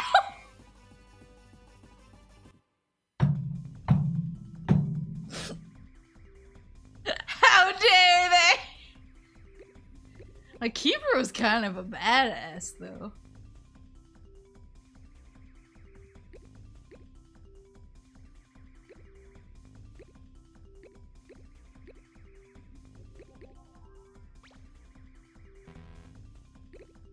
Oh, I can choose other guys. Okay. Who's Libby? So I assume the defender needs like stamina and strength.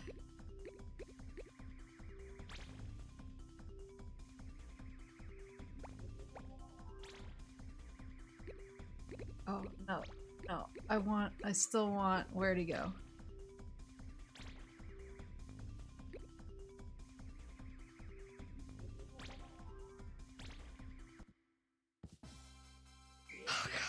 So if I catch, I can like recruit good soccer or football monkeys. Football monkey.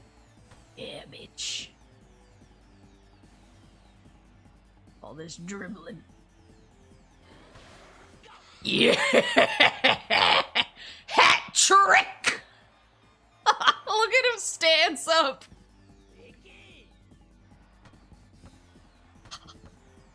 We gotta defend. Cowards! What are we doing right now? Oh, fuck! He's dead. Oh, no! Get away from me! Get, no! Oh, God! Give it to this clown. No! Oh, shit! Give it to the... Ah!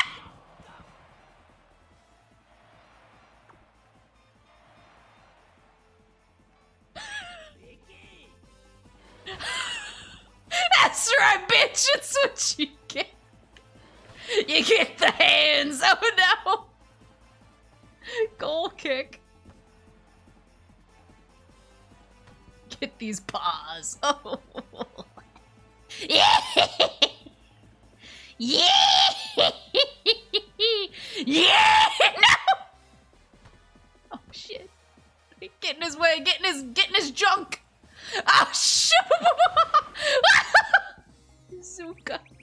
Zuka! Oh, I don't know what this is. Yeah, your whole team should touch it. Your whole team should touch it. Oh wait, that's one of the broccoli. That's one of the broccoli monkeys. Oh god. Oh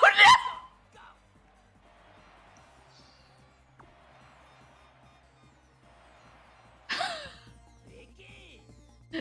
No, why was he sitting down? You haven't lost yet. Ugh. Oh, I killed that guy. I killed that guy too. Oh shit.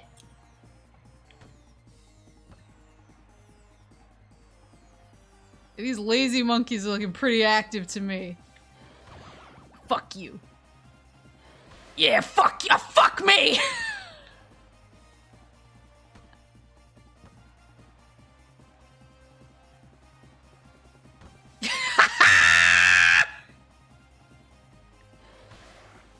Oh, he's dead. Get him. Get him.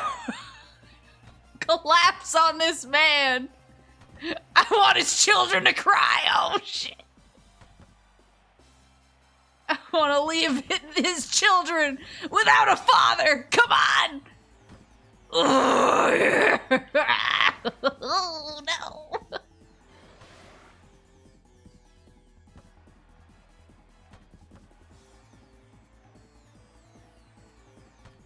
What, are you getting tired? Pussy. Oh, fuck. I'm gonna lose. This can't be happening to me. Come on, square! Oh, God. He's so slow. Oh, no!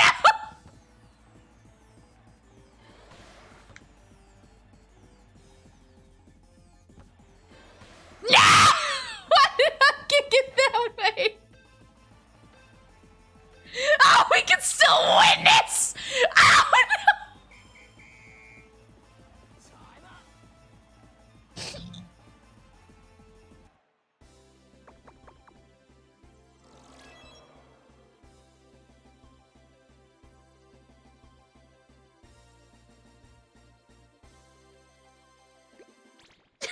Let's play monkey football. Let's play! It's fine. I won in my heart. That's what victory looks like to some of us. Come on, team, score some fucking goals.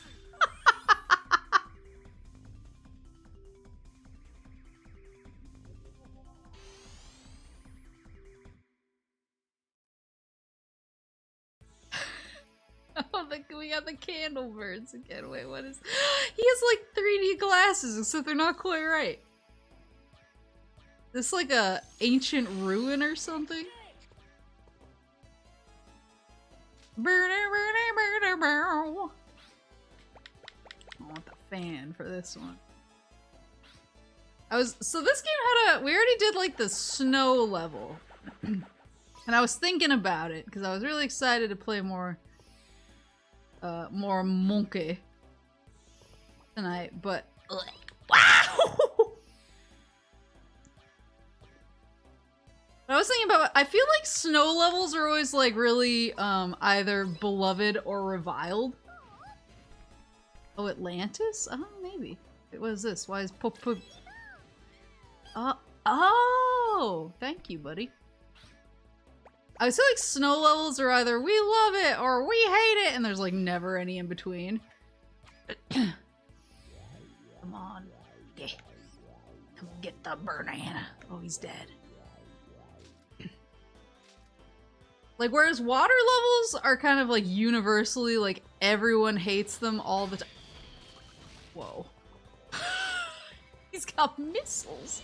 Hold on, he's got missiles.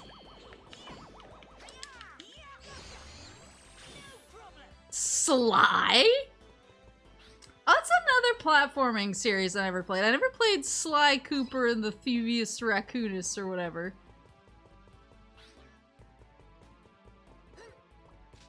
But, yeah, I feel like...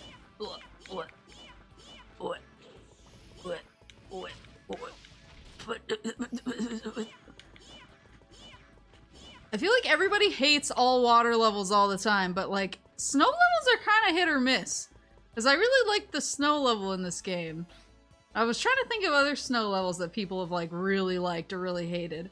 Like, I know a lot of people don't like the snow level in Mario 64, but I feel like the one in Odyssey was really good. Why? Why can't I hit anything? I'm as blind as this monkey over here. Sir. Sir. He tripped, what a doofus! Alex. Ah, fuck!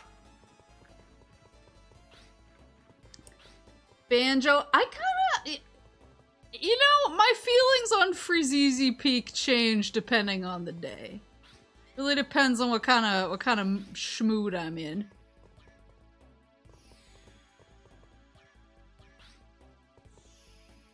I was gonna say, snow levels do have good music though, that's true. What about Rayman? So I rented... I wanna say I rented Rayman 2 when I was a kid. But I never got very far. But I did buy the remasters that they did on PC. I bought those pretty recently, actually. Oh dear.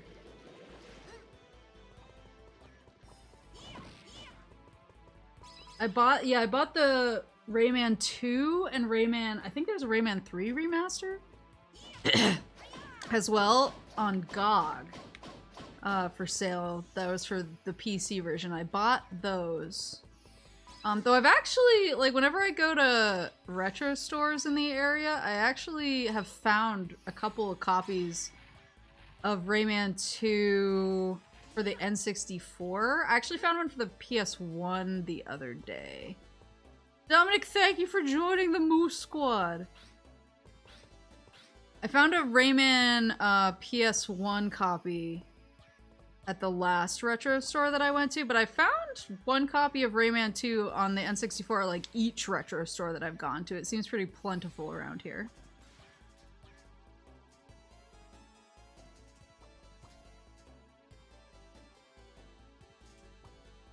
Oh! I don't know how I survived that.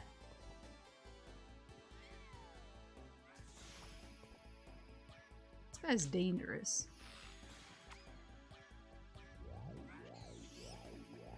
But he loved the banana. I was gonna say, I don't know why people... Because I've always heard whenever I've asked, like, oh, is Rayman a good game? How do you feel about Ice Cap Zone? Wasn't that the zone I really liked? I know it was hard, but I really liked the music. Yeah, Rayman... I feel like every time I ask about Rayman, people are always like, oh yeah, like, I played Rayman 2, but I never hear anyone say they played Rayman 1. I don't know if it's just, like, more rare or something? Good night, Lazy.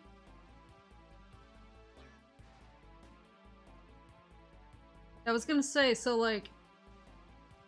was Rayman 1 just PlayStation 1? Because I know Rayman 2 is PS1 and N64, so I don't know if that had any impact on it.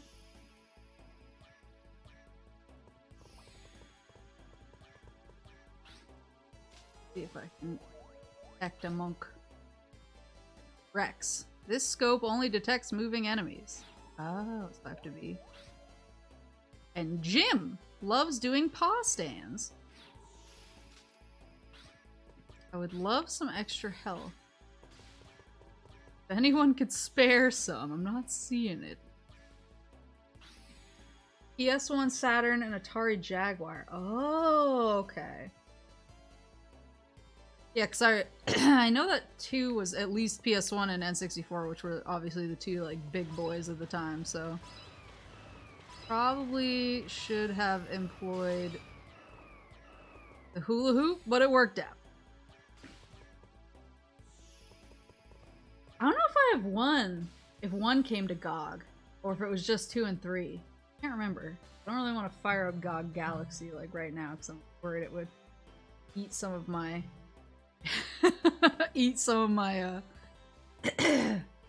my memory. But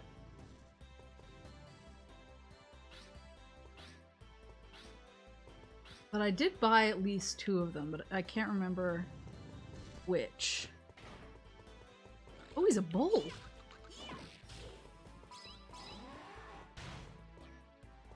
On guard. Wait, what do people say? Toro? Not on guard.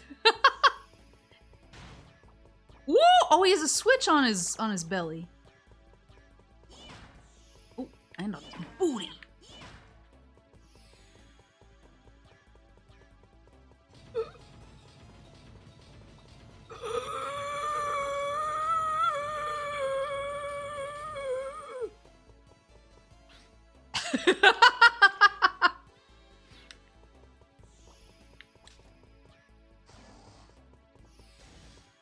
Hello, shoe! Uh-oh. Uh-oh. Uh-oh. Uh-oh. Whee! Ah! Ride him, cowboy!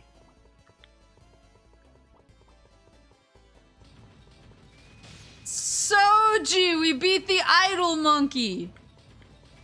Oh, no! I trashed her. I trashed her on stage. I disgraced her.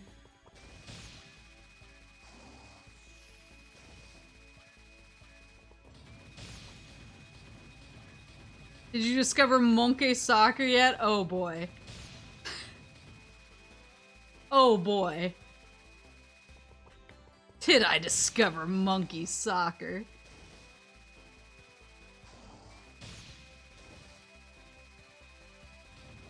PS1 version of Rayman 2 is a small prototype demo of the original concept for Rayman 2. Oh, that's interesting.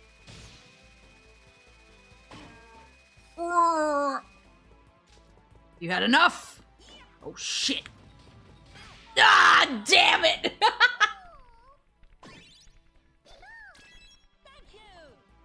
Oh, I'm alive! Wait, fuck!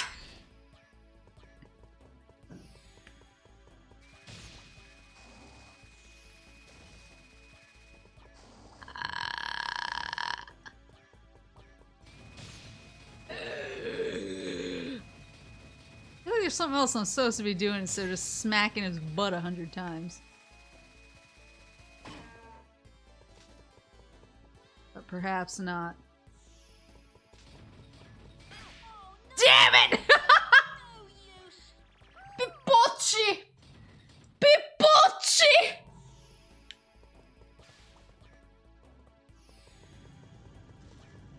We have the monke in there. Feels like I'm supposed to be doing something else. What do I have? What are my options? Wonder if I could use the banana rang for anything.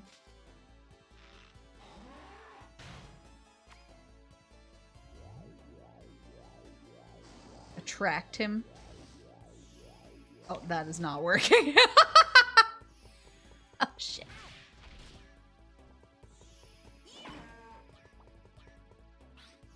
Yeah, cause see, it's the. I feel like the light on his back changes colors.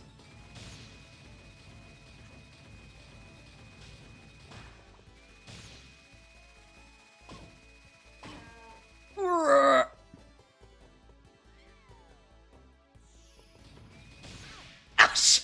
I don't know why I thought that might work.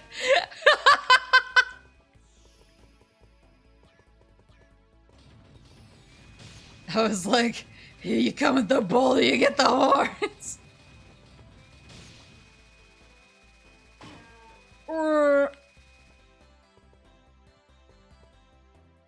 Boo boo boo boo boo boo boo boo boo boo.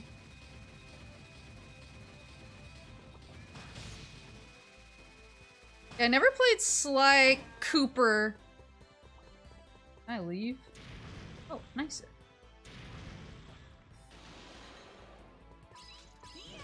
me get this Joker. Never played Sly Cooper, and I've never played Rayman. But I would like to play both, ideally. But I did get Rayman for the PC just cause. What was I gonna say I saw the other day at one of the retro stores I went to? Rayman N64. Saw Rayman 2 N64, I mean, and Rayman 2 PS1. That's something else. I've been looking for Ape Escape 3. I haven't found it yet. What do you want? What do you want?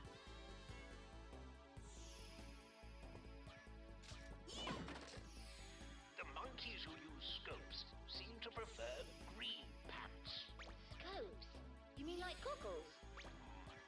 They must be for spotting moving enemies. So if you stand still, they won't. Oh, so it's like red light, green light. Ah, yes, of course. Well done, Natsume. Sound deductive reasoning. I see.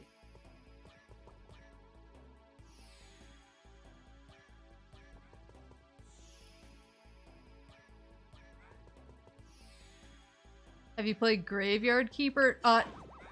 No, but I actually own it. I got it when it was on sale. Just because it looked like it would be my thing. But I haven't had the chance to play it yet. Oh, that's the wrong...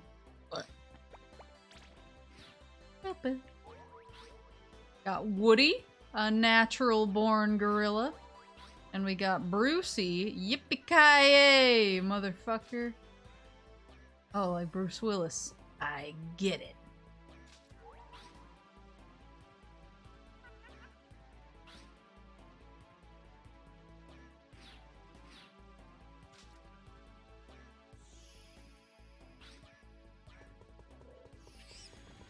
I was literally about to make a Squid Game joke, and then I knew everyone else would do it for me, so I didn't. Oh god. I don't think I've ever like brought it up, but I watched Squid Game, like not when it was in its like complete like hype heyday phase, but like just after, because I was kind of like when everyone was freaking out about it, I was kind of like, oh, like it looks cool, but I got other stuff going on right now. And then I decided to watch it because I was like, well, everyone seems to really love this, and I want to know what the deal is. So I watched it, and I was expecting like, I don't know what I was expecting completely, but I was basically expecting like basically a death game show with kind of Danganronpa-esque aesthetics in terms of like bright colors and weird challenges. And so I kind of went into it with like kind of like a lighthearted outlook, like, oh yeah, this is gonna be like, you know, everyone really likes this and I'm sure I'm gonna have a great time. And for anyone who's seen it, I won't like spoil anything for people who haven't, but for anyone who's seen it, I made it to the one particular episode that has a rough ending. Trying to think of like a good way to, what was the word for like your partner or whatever? I made it to that episode. And the ending of that episode emotionally devastated me on such a level that it wasn't even late. And I was so upset. I was like so devastated by that episode that I had to like I didn't even put on another show to like wind down with for the night or something. Like I just shut Netflix off and went to bed. Ganbu. Yeah, I got to the Ganbu episode. And I just shut Netflix off and just went to bed. Because I was just so like upset at like a core level. I was like, I can't do this. And so my parents were like, my moose parents were like, oh yeah, we heard Squid Game is good. Do you recommend it? And I just like looked into the middle distance and was like, Yeah. But know what you're getting into. Mermonkey, sexy. Check out the plastic castle.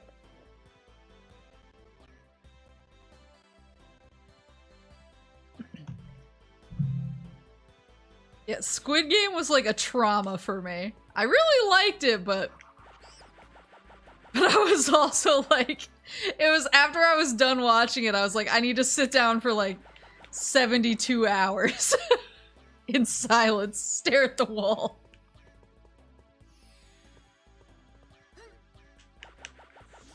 There we go. Don't squeak at me. How do I get in there? I assumed I was going the right way. Oh, here we go. Sploosh, sploosh. I was taking a... Get here, mermonkey! Splish, splash, I was taking a bath.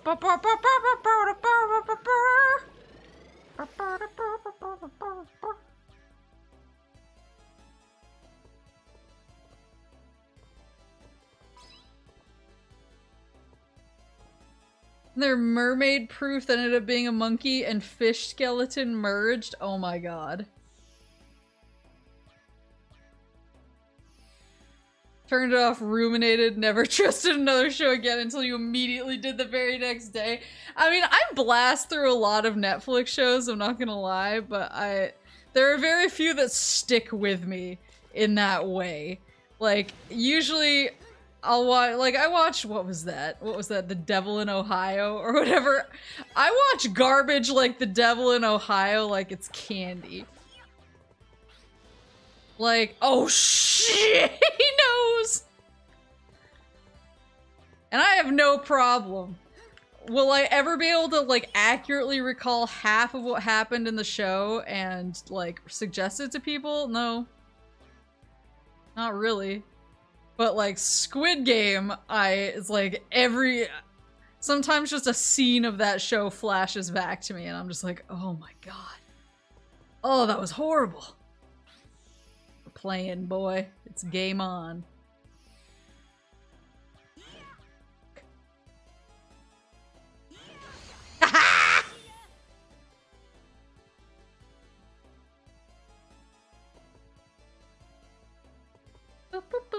What's this? Oh! Maybe I should have waited till it jumped all the way across. Or maybe it's okay.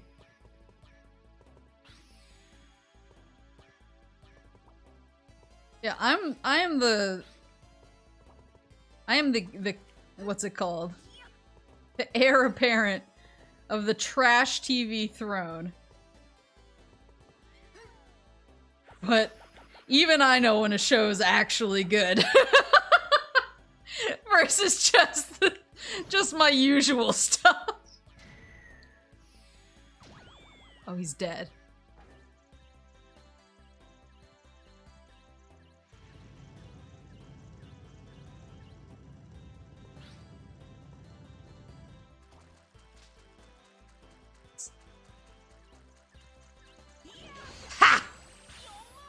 Jonah, as in Hill. You guys seen The Wolf of Wall Street?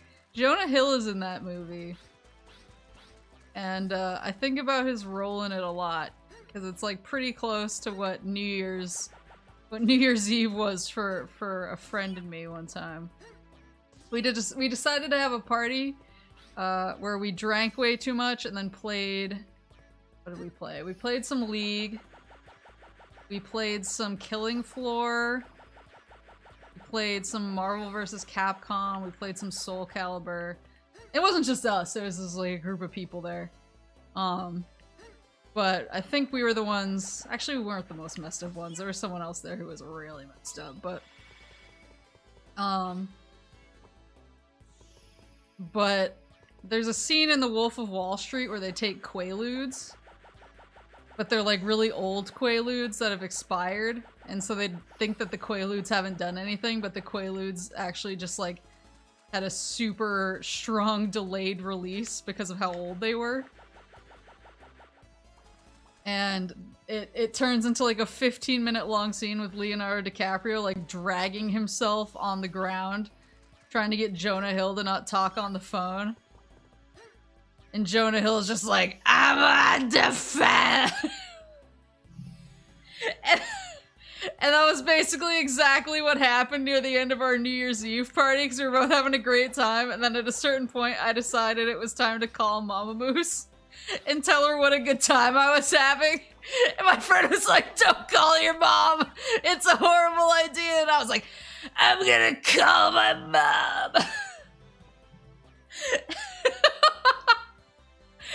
And so I'll find the scene on YouTube later, but it's pretty much like it's like shot for shot what the end of our New Year's party was like, because like everyone else at the party was passed out on like couches and on the floor, and it was just me and him fighting over my phone while I was desperately trying to call my mom to tell her what an amazing time I was having. And he was like, do not call your mom at 1 in the morning. She's asleep, except he said it more like, get off the phone. That's the first. Whenever I hear the name like Jonah or Jonah Hill, I immediately think of the Quaalude scene, and I'm like, damn, relatable. I shouldn't be saying relatable to a Quaalude scene, but also this is me.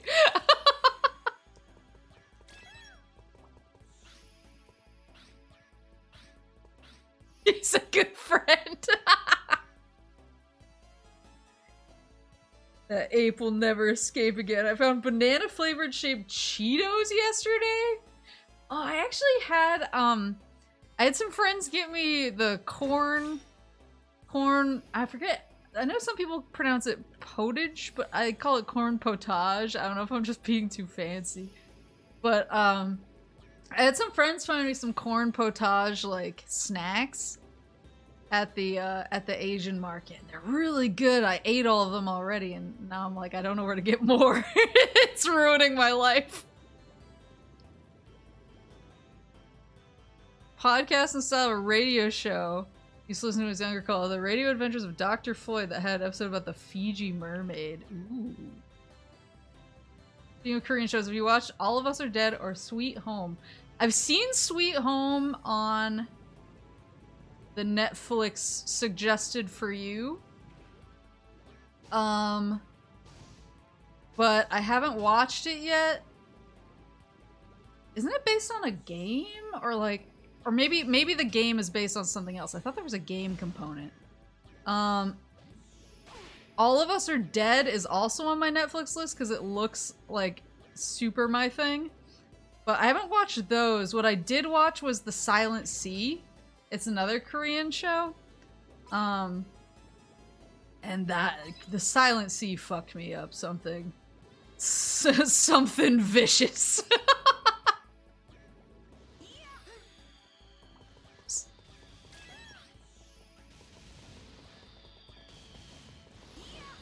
I'm not like a sequel beggar usually, but The Silent Sea has me on the like, come on, you know you wanna train.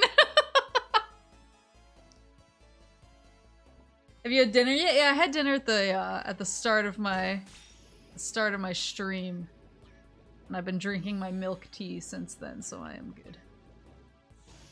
My corn potage snacks. They're like triangle shape. I don't even remember the name of them now. I ate them so fast. I ate them in like 1 or 2 sittings, and I was like, no, my corn potage. You watch them, you can come cry in my DMs. Oh no. Yeah, I kind of only got on like the Korean like shows and movies train recently. Train to Busan really kicked it off for me because I loved Train to Busan. It's like probably one of my top zombie movies. I hate this. I'm just gonna. Is there a ceiling here, or can I surface? Oh no.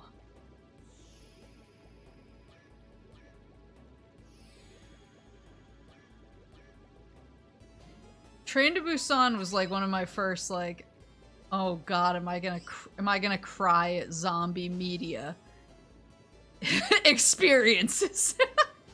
Get this monkey. Wait, where did he go?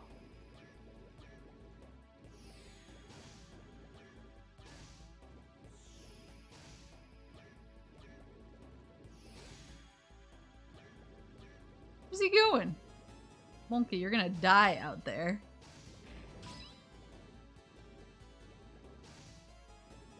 Where is he going?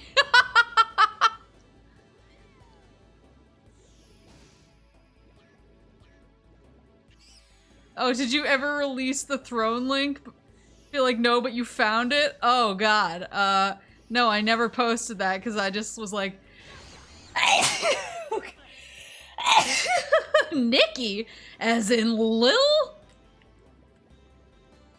Yeah, I made one and I was messing around with it, but I never posted the link because I was like messing around with it and then I was like, I don't know, I feel weird about this and I just never posted it.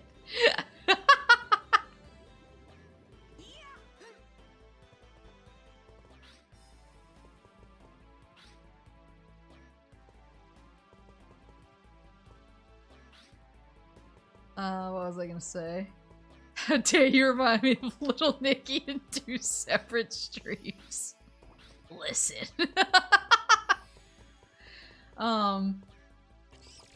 Yeah, Train to Busan got me really good. I like recommend it to, I even recommend it to like my parents, and I usually don't recommend them horror movies. I usually just show up and start watching one on their couch and then they get really upset. Grace, staying alive, staying alive. I like that all the mermonkeys are like sexy class or whatever. Dave, I'm gonna scope you out.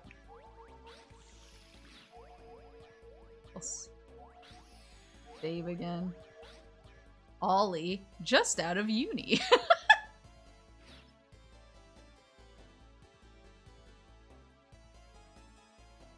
Yeah, I don't know, I just like, for me, I don't know. I have a hang up about Throne because, like, when I have, like, subscribers or memberships, you guys at least get something. Like, you get emotes that you can use. And so I feel like, okay, like, you're, like, getting something that you can use and is useful and I can, like, get your input on. And I try to add in other stuff, like voting on games and stuff like that. Throne, I'm just kind of like, this is just something you're sending to me. And because, like, for me, like, streaming is not, like, a job or, like, a lifestyle. It's just something that I do because I think it's fun, and and I just like to yell in my office and scare my neighbors.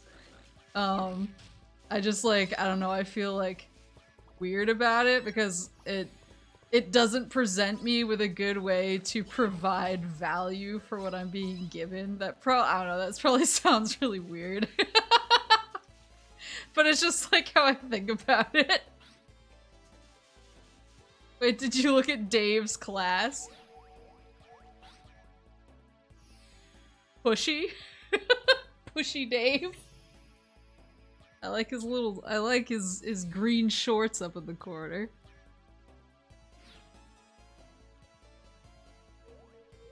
Are you talking about Ollie? Oh, Daly is lightning fast, training for the Monkey Olympics. Where's Ollie? Ollie! Ollie is poor! Fill a throne with stuff for stream then?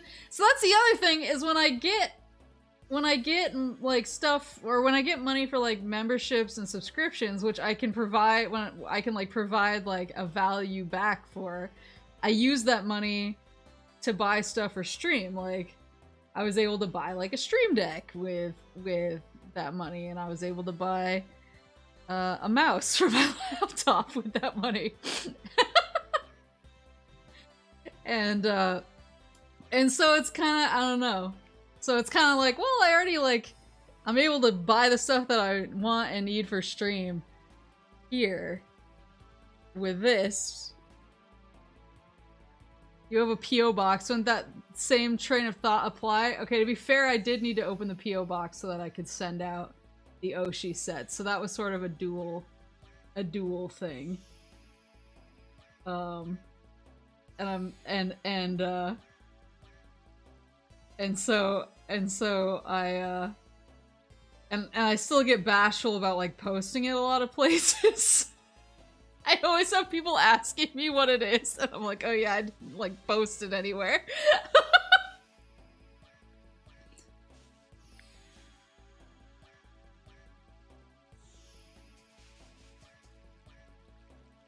Could have closed it though, but you didn't. Yeah. I guess maybe I should close it.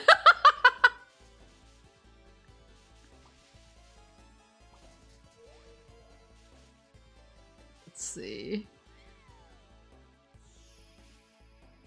All the catnip. That would be cute. But yeah, I don't know. I just like, cause that's the thing is I don't feel weird about other people having a throne. It's just like a hang up that I have. But like, I'll probably try and, oh god, oh no. I'll probably try and get over it.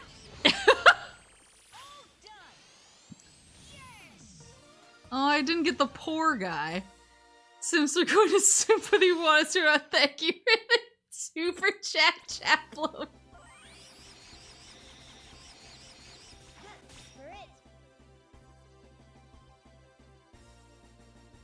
They're going up in price at the end of— wait, what's going up in price at the end of January? Bellhound, thank you for the gift subs. Or the gift memberships, I don't know what they are. The gadgets can be used for many things, even some that you might not expect. Be creative. I think I just hadn't like, because I was trying to like figure out a way where I could, I don't know, tie it to like some kind of, oh, well, like I'll do this.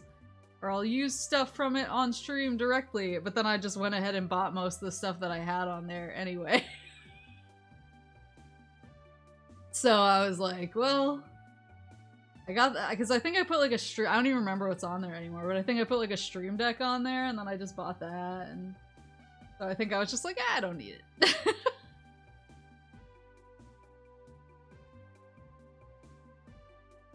Thank you for the memberships, Bellout. Something about potential P.O. box increases. They sent me something about that, but I think it's the price is going up for people who open a P.O. box or renew a P.O. box as of January, but mine was renewed November, I think. And so I'm immune to the increase, at least for a couple of months.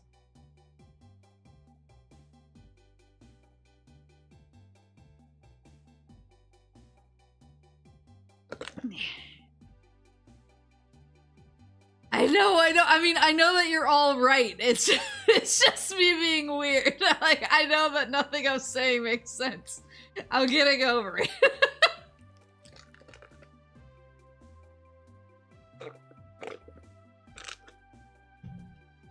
Yeah, I was all over the P.O. box thing ahead of time because I was like, oh no, the prices are going up. I better renew right now so they can't get me. We're gonna fight you now, please don't. Yeah, no, as usual, I know everyone else is correct. I'm just, I know when it's just me being weird and I'm having like a mental block, I can like acknowledge that I'm having a mental block. I'm just like, oh, I know that everyone's right, I'm just weird, I'll get through it eventually. I always listen, I always give it eventually. Look, I got a mouse, I have a mouse now.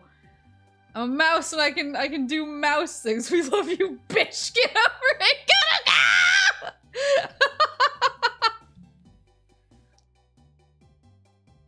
I have a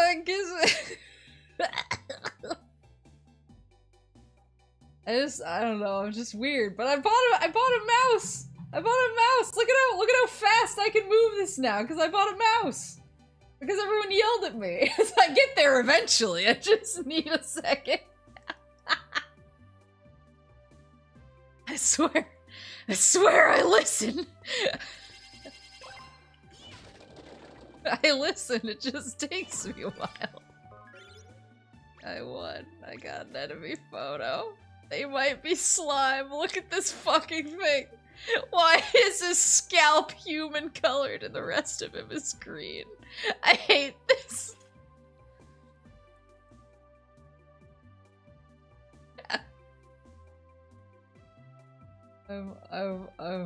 You just said your heart rate monitor.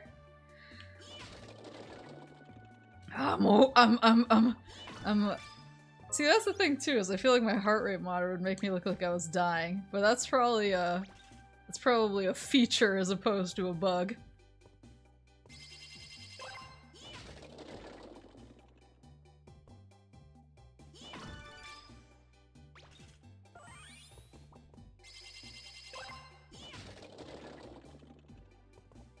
Remember when Maple didn't have a desk? Yeah, see, I have a desk now. Free super chats also get you over your mental blocks, coward. Cat, they're not free, and thank you for the super chat. A secret photo. Give it all you got. Look at how intense he is. I was gonna say, I have a desk now. I have like a real human chair that I sit in instead of sitting on the floor. You want a movie? A schmovie? Monkeys on Parade? Yeah, like I sit in a chair. Aren't they though? I don't know. I don't think they are. You won. You got a monkey. Oh, let's go, Monkerella Part 3.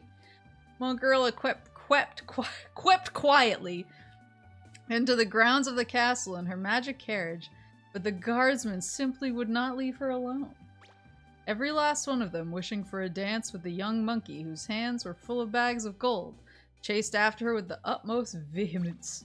The distressed Monkerella had no choice but to escape in her carriage, but during the fuss she dropped her monkey helmet. To be continued. Free!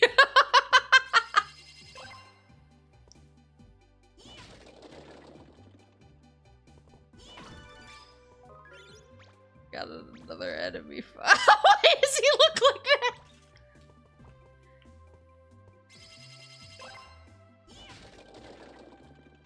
I was present during the great Pikami banana chat disaster of what year it was, whether it was 2020 or 2021. I can't remember what year the banana chat disaster happened.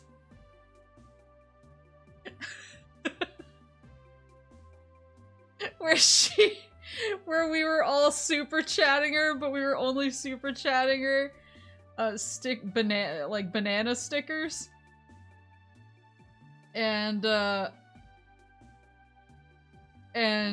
so she just got like all of these super chats that were just this banana sticker over and over. And she was begging chat to stop sending her banana chats. And we were like, no. And everyone kept sending more bananas. And then the next day she got demonetized.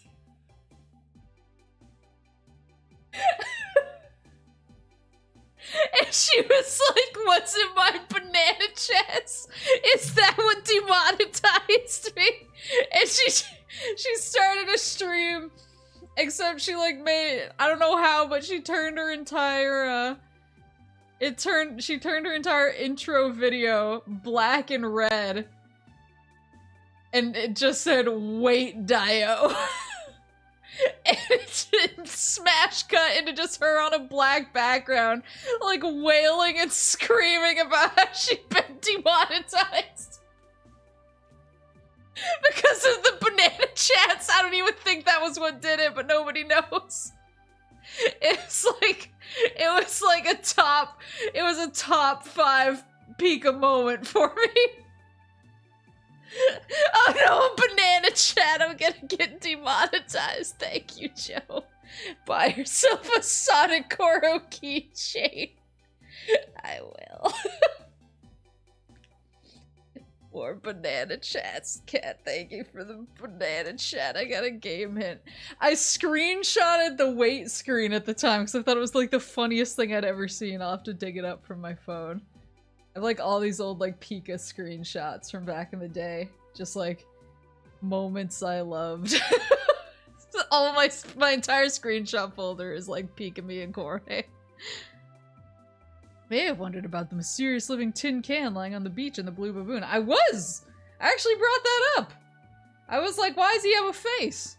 This is a crossover character from another game by Sony Computer Entertainment called Space Fisherman. The player uses this character as bait to catch giant space fish. What the fuck? I've never heard of that game. Banana chat. Thank you, dog, for the banana chat. It was nice seeing you make money. Thank you. Yeah, the Pika Apex Mind Break arc, which is this is Sparkster Gaming. Thank you, Sparkster, for the super chat. Good night, dog.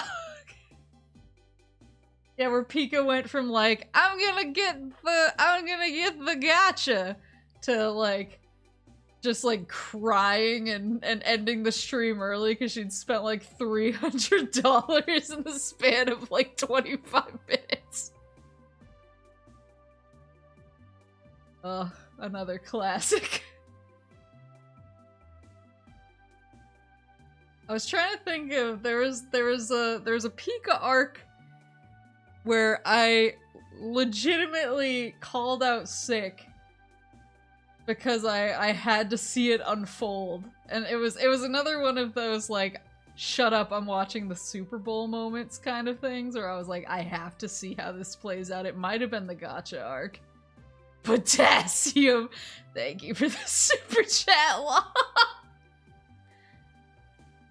It was like 800? Oh my god. The next day, the prince made an order to find the monkey who perfectly fitted the lost monkey helmet and bring her to the castle. The demure Monkerella was reluctant to admit that she was the owner of the helmet, but the castle guards came to her home and insisted that she try it on. She was dragged by both arms off to the town square. Gently. Dragged by both arms. Gently, Dio. Oh, thank God. I don't even know if I needed them at that point, but I'll always take the cookies. You've won. You got a monkey fable. Monkerella, Part 5. At the town square, the monkey helmet was placed on each of a long line of monkeys, standing quietly in anticipation of their fate. Soon, it was Monkerella's turn. To her, it felt as if the whole crowd was glaring, and frankly, she would have felt much better to have left immediately. But when the gracious guardsman wrenched her hands behind her back, she had little choice but to allow the helmet to be placed upon her. Getting serious now.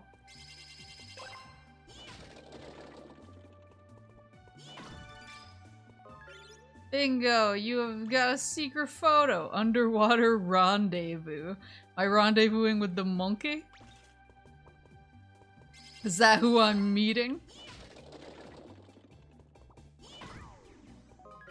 You have won a game hint! Do you know you can zoom the camera view? When in first person view, press the right analog stick up or down to zoom the view in and out to spot monkeys and details in the environment.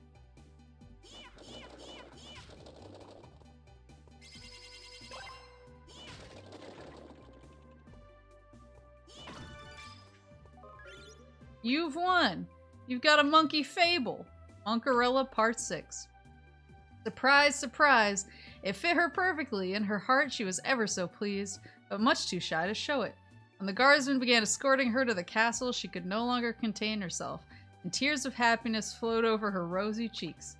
After that, she would spend the rest of her days living in the castle. Every last monkey was overjoyed that Monkerella had found her new eternal home. The end. That was much less disastrous than I was expecting. Most of these fables kind of end in disaster, so I was like ready for it to go real bad. How many bosses? We've beaten 3 bosses. Panic Pyramid.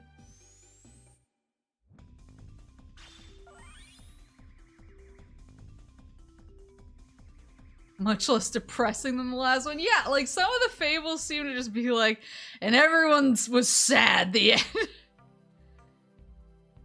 Are we in Gobi's desert now? Look at this. Look at him go. Let's go. Ikuzo.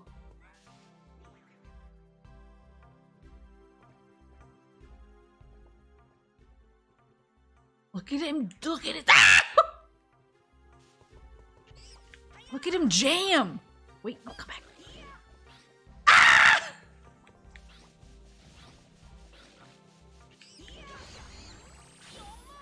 Piz. They're pogging. Ugh.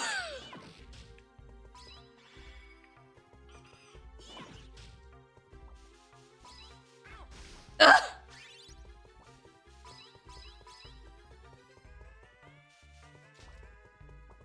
Oh, I can push these. Oh, wait, there's only one here and I can push it. Wait, what about this one? Wait. I push, is this Anna? I assume I can't push it up out of the thingy. No. Why is, maybe there's a thingy under the sand over here?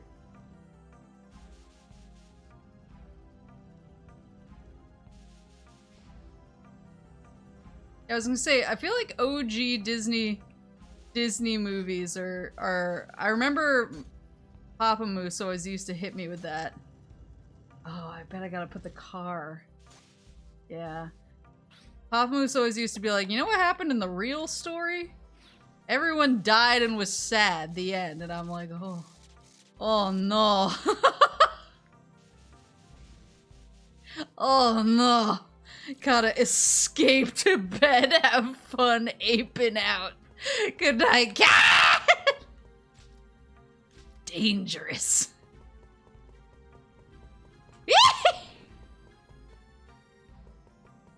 Papa Moose Maple was a child. Yeah.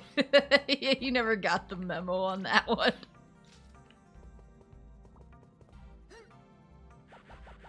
Oh, there's one right here. I was prepared to go the distance.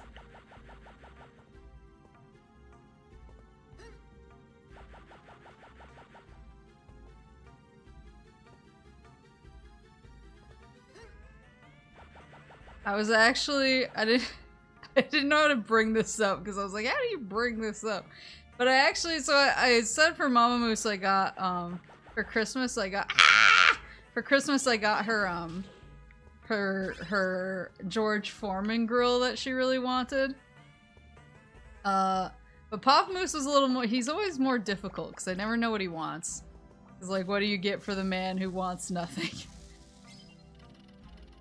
And, that's it. Whoa! Oh, I see. So I didn't know what to get him and I was trying to think, so I really had to, ugh! What the fuck? Curly! So I really had to like dig deep in my in my brain cage. Oh dear. Like, what do you get? What do you get for the man who wants nothing? And I wound up getting him. Oh god. Lane time at a local firing range and a lot of bullets. Slim. Cause when I was younger, when I was younger and Papa Moose was bored, and I had friends over, we would play like Conker's Bad Fur Day, and GoldenEye, and all these games, and then sometimes when he was feeling especially impish, Papa Moose would come out of nowhere with his Uzi. Usually his Uzi, sometime one of his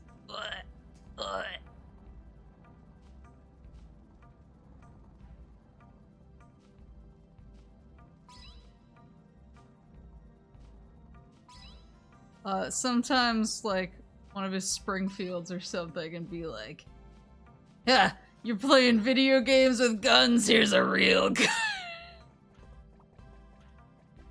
Such is Christmas. I don't know if he was trying to flex or if it was like a don't like hassle my daughter sort of thing. Oh, monkey! This is not the play!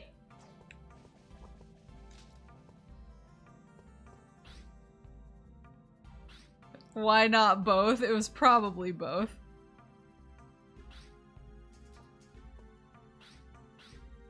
Oh god. Wait, where did he go? Oh my god, he's all the way. Fuck.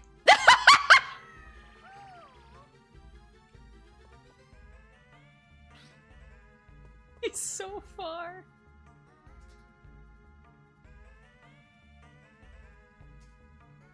But I sort of asked him last time I was there, I was like, do you like fire them anymore? And he was like, yeah, I only really fire them when they have like special events where I can get free food or a trophy. He was like, I'd really like to have somewhere to get, you know, test out some of the old boys, have a good time. And I was like, well, guess I'm buying my dad bullets for Christmas. Chimpet!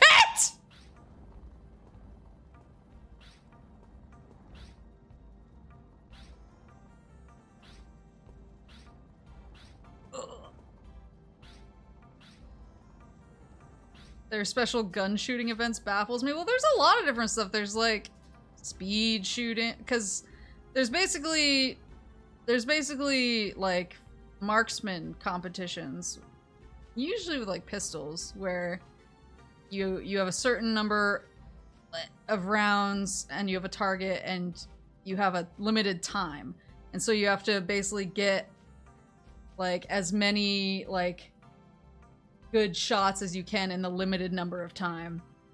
And Papa Moose is actually like pretty, he has like a lot of trophies. I don't know like how he is like nationally or anything, but locally he's kind of like a speed shooting legend.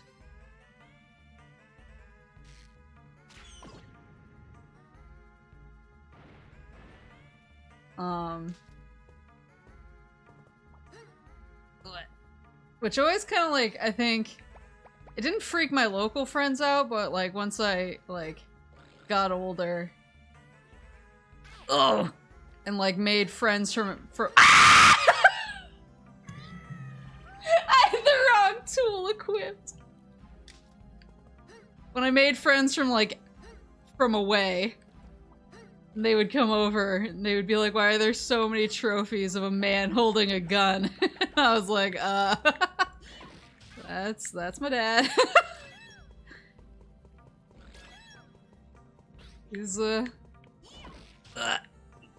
He's honed his craft. Whoa!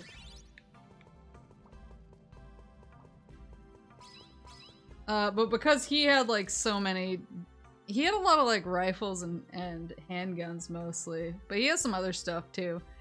But he like wanted me to learn how to like clean them and fire them in case we ever needed to. Thinking back, I don't know what that meant, but I guess if there was like a home invasion or something.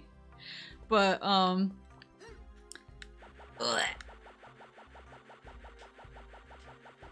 So I have like a lot of friends who are always like, oh, like, doesn't it scare you that your dad has all this stuff in the house? And I'm just like, I mean, just kind of used to it. Like, when you grow, like, I made his, for a long time when I was like 10, 11 probably. I made most of his bullets for his competitions because he wanted me to know how to make bullets, like, just using the components. So I should have offered to make him bullets instead of buying them. I feel like that would have been a more personal gift. This is my most American stream yet. Oh shit! I assumed that would work.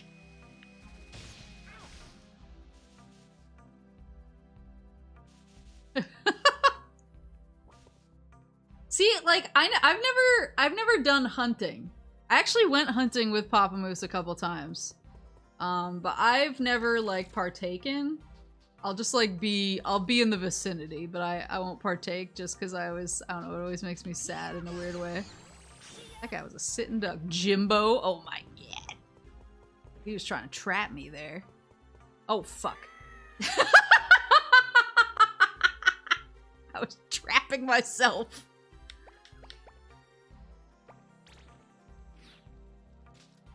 My dad shooting a propane flamethrower and set my neighbor's lawn on fire.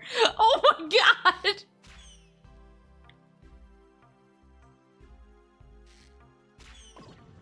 I'm not saying Papa Moose hasn't done things of, like, equivalent destruction, but usually not to our neighbors.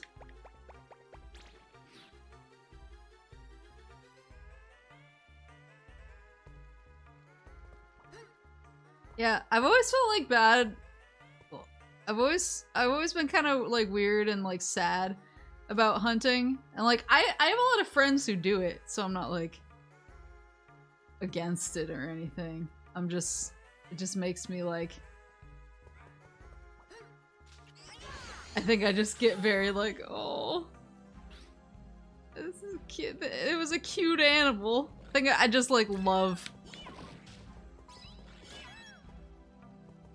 I just love, like, forest animals so much, and I get, like, emotionally attached.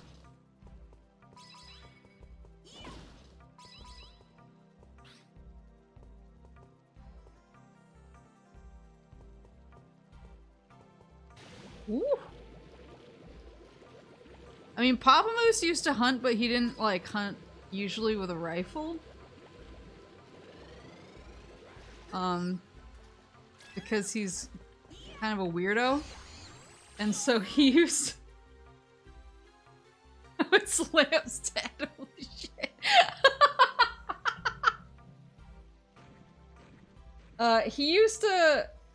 He used to go out hunting with his friends, but instead of going with guns, they used to... This sounds insane now that I'm saying it out loud. They used to, chase deer, like, through fields, with their pickup truck, and Papa Moose would be, like, in the back of a pickup truck, and he would jump, they would, like, drive up as close to the deer as possible, and he would jump out from the back of the pickup truck onto the deer.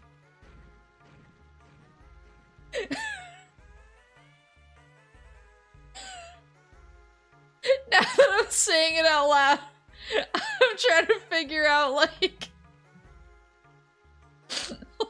like, why he did that. He just told me that story like 100 times. He was like, no, that's real hunting. He was like, using guns is using guns is for the weak. He's like, real men go toe to toe. Now I'm like, wait, what?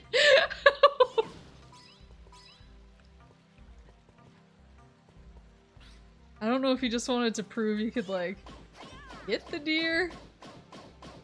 That is bona fide safari poaching tech. I was weeding our driveway and accidentally did it to where my neighbor on that side died last year, so no one was mad. Oh my god. Still a very powerful application of a flamethrower. What did that do? Oh, is it this? Oh, I see.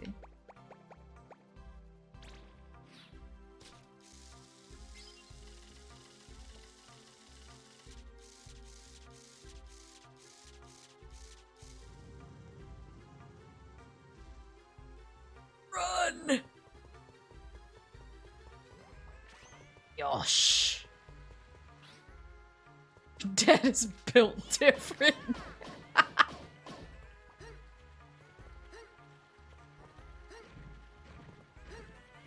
Oh no.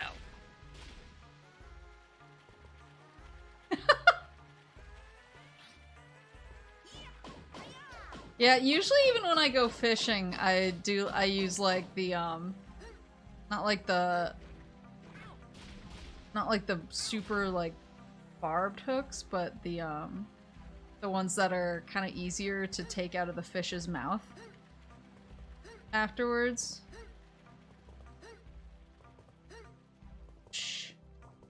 So that you can catch and release.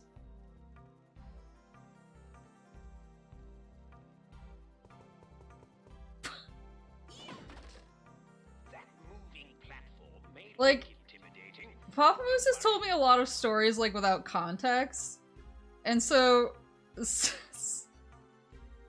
like sometimes I want to ask for more context, but I'm almost afraid of what the context is. Like, he lived in Israel for a while. I don't remember what the context was. We're not like Jewish or anything. I feel like he was just like, I'm gonna go live in Israel for a while. So he did. And he wound up getting chased by a bunch of dudes with machine guns. I don't remember what he did. I just remember he said some random guy like pulled him into his house and like hid him and then let him go afterwards. And I was like, what did you do to get the machine gun guys on you in the first place? And he just like shrugged at me and I was like, oh my god. Like sometimes I get the feeling that, I don't know. Like when I go through his belongings in like 20 years or something, when I'm going through his belongings, I'm gonna find like 7 secret lives I didn't know about. And I'm just like, I just have to be comfortable with that.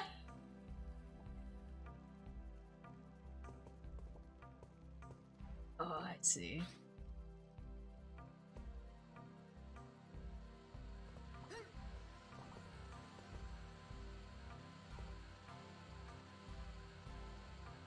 I don't even know if it's that he's Jason Bourne or if he's just kind of a scamp.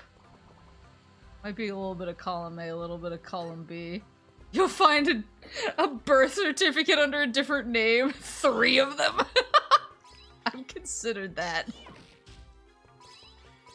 Well, there was also, I mean, I think this is for probably different reasons.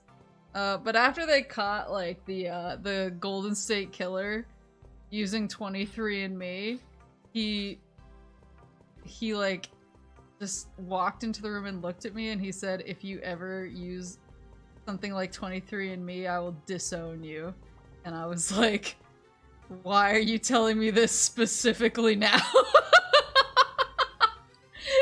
Now that they've tracked a guy down using his child's DNA or his relative's DNA, why is now the time you feel the need to like clarify this for me?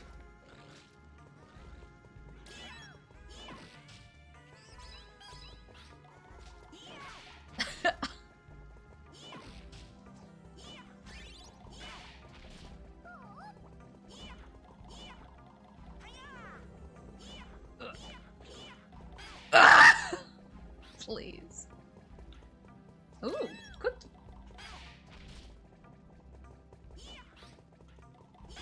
Oh my god, please. This guy's invincible. There you go. Between that and my dad seems to feel no anxiety. Despite your trepidation, the stream is getting distressingly incriminating. No, I don't think he's like the Zodiac or anything. I'm just saying, like, I wouldn't be surprised if he had like a bunch of like secret, like adventurous lives that he had like hidden from. I know, Popochi.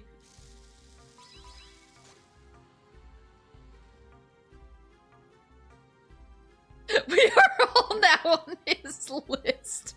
You said Zodiac. I didn't say Zodiac.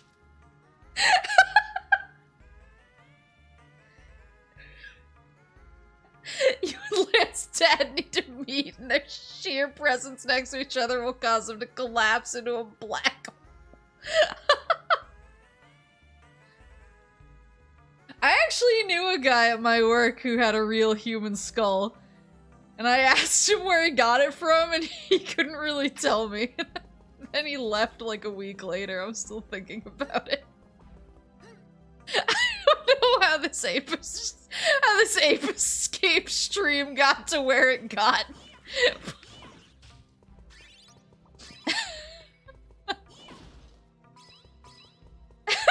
This stream is very concerning. Water in the fire, why? Did I miss any monke? Oh wait, there's one over there. Uri. I need to change my pants. Where is he? Like through there?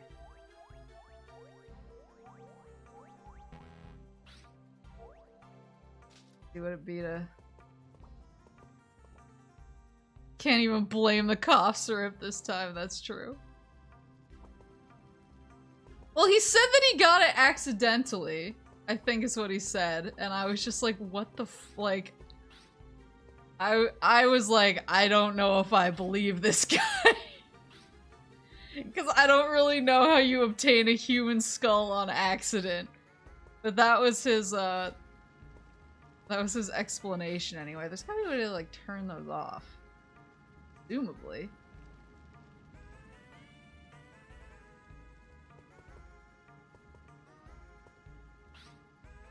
I think we could use Florida Man headliners. Well, it wasn't my dad who had the human skull. I had a coworker. He was an older guy. And he volunteered this information because we were all talking about like, this was like one of my first streams actually that I think I was complaining about this. We had a bunch of new people start at work at the same time, and my boss decided that we were gonna do a game. And the game was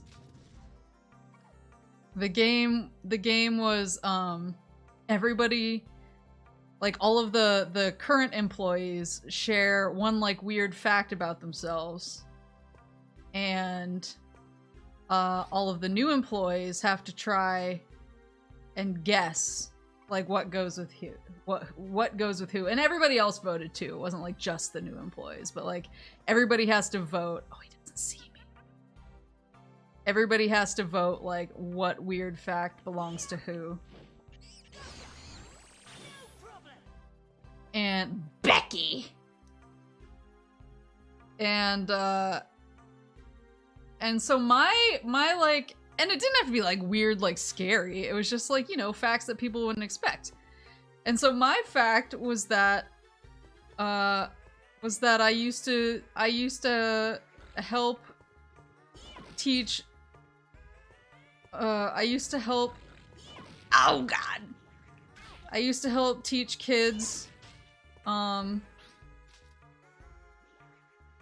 teach kids with disabilities how to ride horses. That was my hashtag one weird fact. Gordon. And instead, everyone voted nearly unanimously that they thought that I was the one who had a human skull. And I was like, surprise, bitches, I I taught little kids with disabilities how to ride horses. Kind of different from the skull thing. And, oh, we got another boss. And, so then when everyone was like, wait, if she didn't have the skull, who had the skull? You finally made it, eh, kid? I am the awfully talented white monkey of the Freaky Monkey 5. Before I get revenge for what you did to my pals, I'm going to have to borrow that baby monkey over there. So hand him over. No way! Ah, you insolent pests! In that case, I have no choice but to. Oh my God! What the devil is that? But there's nothing there. Hibachi! He's right here, kid. This little guy is so friendly with you. He's bound to be great source of data on humans. So we're going to borrow him for a while. Why, what are you doing with our Hibachi? Give him back! I don't think so. If you want him back, you'll have to beat me first. But that won't be possible unless you can stop the Mecha Hikaru. That will Mecha Hikaru. your data. I am so clever. Yeah. Now, where did I put that switch? The switch. Oh, there you are. Ready? Go! Oh dear. Confirmed horse girl. Of course I'm a horse girl. Oh god. Wait, what's the best? I feel like it's just gotta be the sword, right? Maybe I should have this so I can run if I gotta. But like right now. Yosh. Oh no! How do I gotta smack him up? Oh fuck. Well, I've said that before. I've said, like, I'm worried about, like, bringing my dad on stream. Not only because I feel like he would dox me instantly, but also because I feel like he's so powerful. Everyone would be like, "Where's Papa Moose? Where's the king?"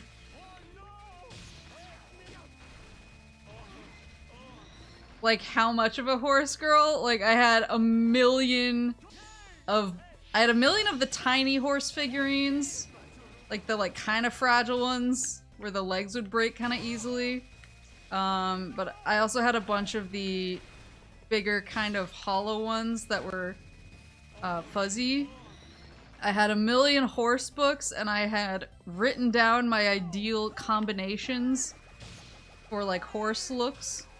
Like, a stripe versus a, there we go. Oh no!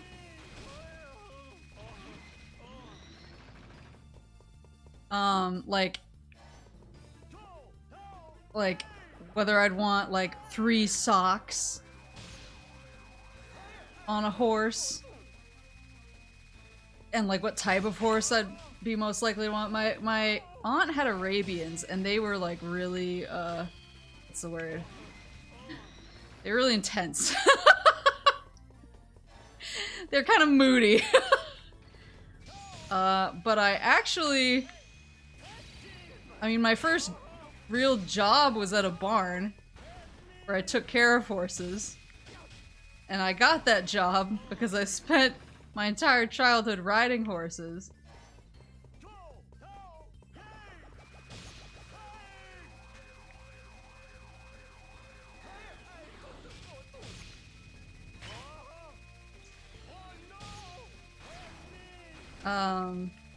But I learned on a few, like, really interesting, like, very personality-forward horses. Nothing, I tell you. Do you hear me? All we have to do is transfer the human data from the baby monkey into the lethargy laser. Oh. Lethargy laser?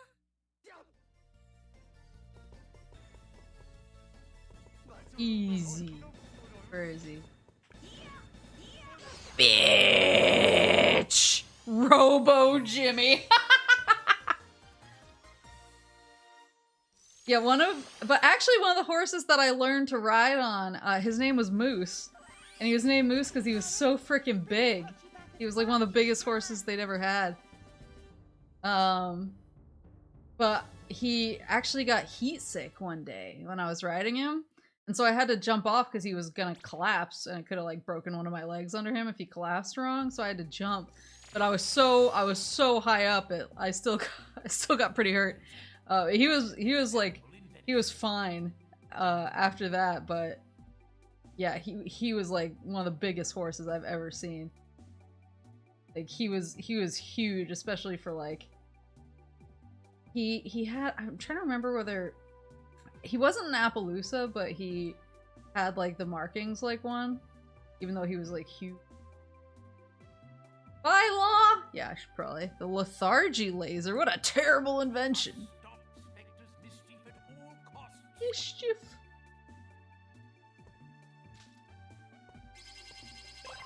I also one of the horses I learned on, his name was Gunner. Won a bonus RC car, an ultra-fast car with an aerodynamic design. And Gunner was interesting because he'd actually been in a crash, like his trailer, the car that was pulling his trailer crashed, and his trailer actually like tipped.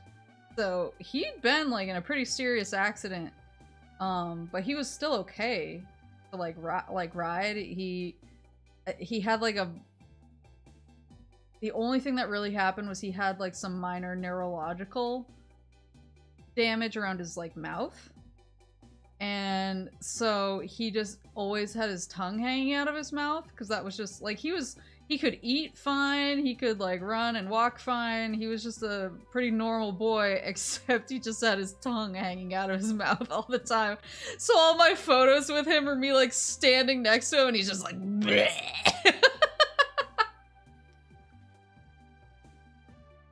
He was a good boy. I always picked the horses that kind of had a little bit of tude, but had kind of like interesting stories. You've won! You got a monkey fable! Oh, what's the new monkey fable? The monkey who cried Hikaru. A long, long time ago, there lived a monkey who told lies all the time. He was such a terrible liar that all the monkeys in the town ceased to trust anything that he said. One day, he was busy lying. Just as he always did when he spotted Hikaru thundering towards the town. He tried his best to warn everyone. Hikaru is coming! Hikaru is coming! To be continued.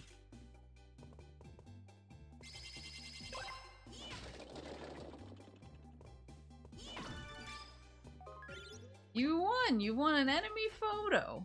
Pineapple Finch.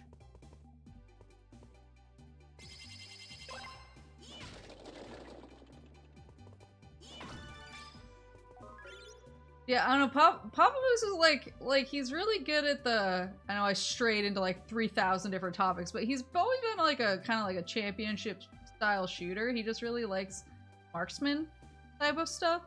And he's always been really good at it. But he's also like a history buff, and so he collects a lot of like antique guns. And so it was actually kind of funny because when I started playing Girls Frontline, I did this with Azure Lane too. I've told that story. I sat down and I was like, this was Grandpa's ship during World War II, and he was like, she has big guns. But I sat him down when I started playing Girls Frontline, and I was like, I like this gun, what are your thoughts on her? And he was like, she's a solid model, but they actually made a second model later on that was much better, and they really worked out a lot of the kinks, and the parts weren't as like the parts were better sourced, so it wasn't as messy of a build. And I was like, what the fuck? I was like, I mean, what do you think of her titty though? You got an enemy photo, Blue Porky.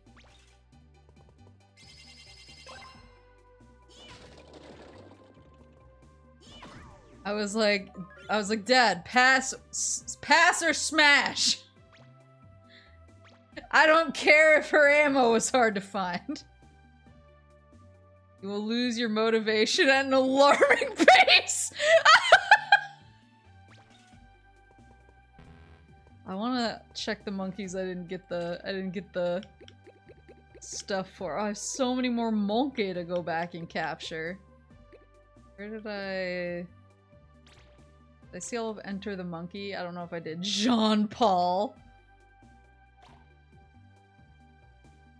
Weird question for your father, but I respect the audacity. He has to answer the damn question. There was one girl that I showed him who I was like, she's fine, but he was like, this is one of my favorite guns of all time. And I was like, well, I wish her design was better. And he was like, her design is fine. I was like, I meant the anime girl. My latest outfit. Like it? Simeski running to work. Barry on a quest for a monkey weaker than him. Chan performs his own stunts. Marshall wondering what hit him. Wesley has a black belt in origami. Chaz, the karate kid, he's manic.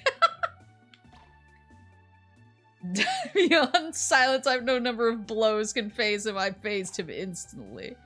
Miyazaki, an expert in the monkey fist. Nassim, no one can beat me. Ming, the last ape emperor. Ryan, Aya! Martin, I could do much better. Jules just loves to dance. James tries really hard when girls are watching. John Ook loves action movies. Daniel Siuk, watch my back. Sly, veteran at monkey warfare. Norman, tooled up. Alex took a wee in the bin. Jonah having a whale of a time. Mermonkey, check out the plastic castle. Colin, don't flick my switch. Nikki, as in Lil, a super speedy swimmer. Vaughn, on duty. Dave, I'm gonna scope you out. Jim loves doing paw stands. Rex, this scope only detects moving enemies. Brucey, yippee-ki-yay, motherfucker. Woody, natural born gorilla. His, it's too hot to dance for long. Stevie, I can't handle the dark. Jimbo, he's planning something. Roberts, great party last night. Eric, I'll get you, Hikaru. Curly, just couldn't stop partying. What happened last night? Chimpet, I won't let you go a step further. She almost succeeded. Slim, it's really dark in here. I mean, you got the sunglasses on. Wait, does he have a flask? Is that what I'm seeing right now? Becky, I can't see my feet. Gordon, I need a tonic. What happened last night in the Panic Pyramid? Something happened in the Panic Pyramid in the lore that we're not privy to.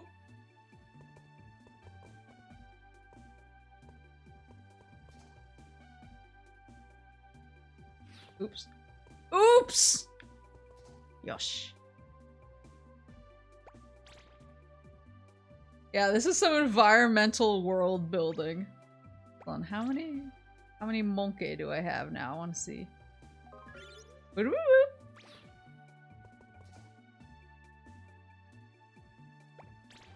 I got 122 monkeys. The 39% of monkey. White monkey battle. Yeah, that's the one that I just did, right? What's the next stage?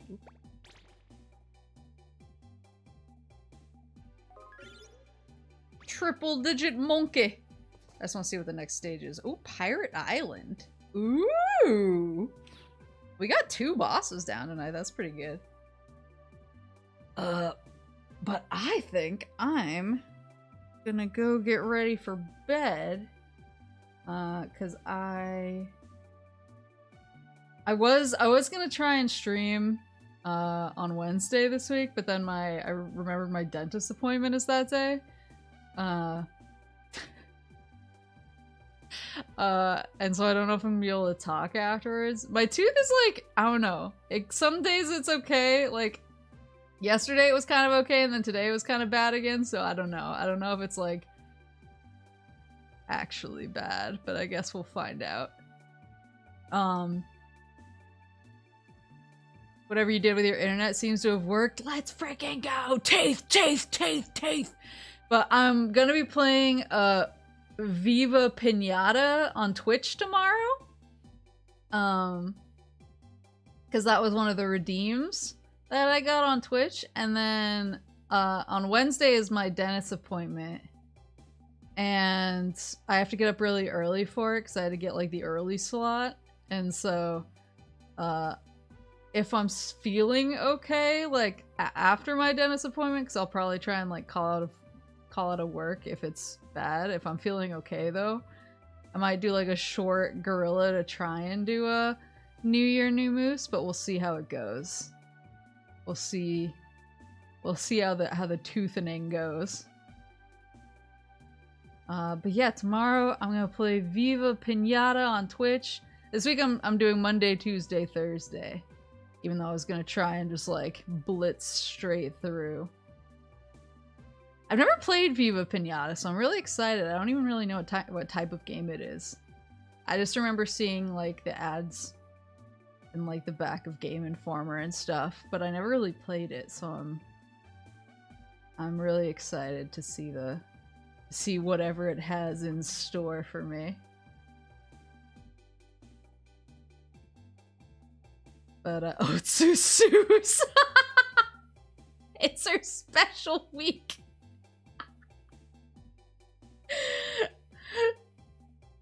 I wonder if that's a reference to like the horse.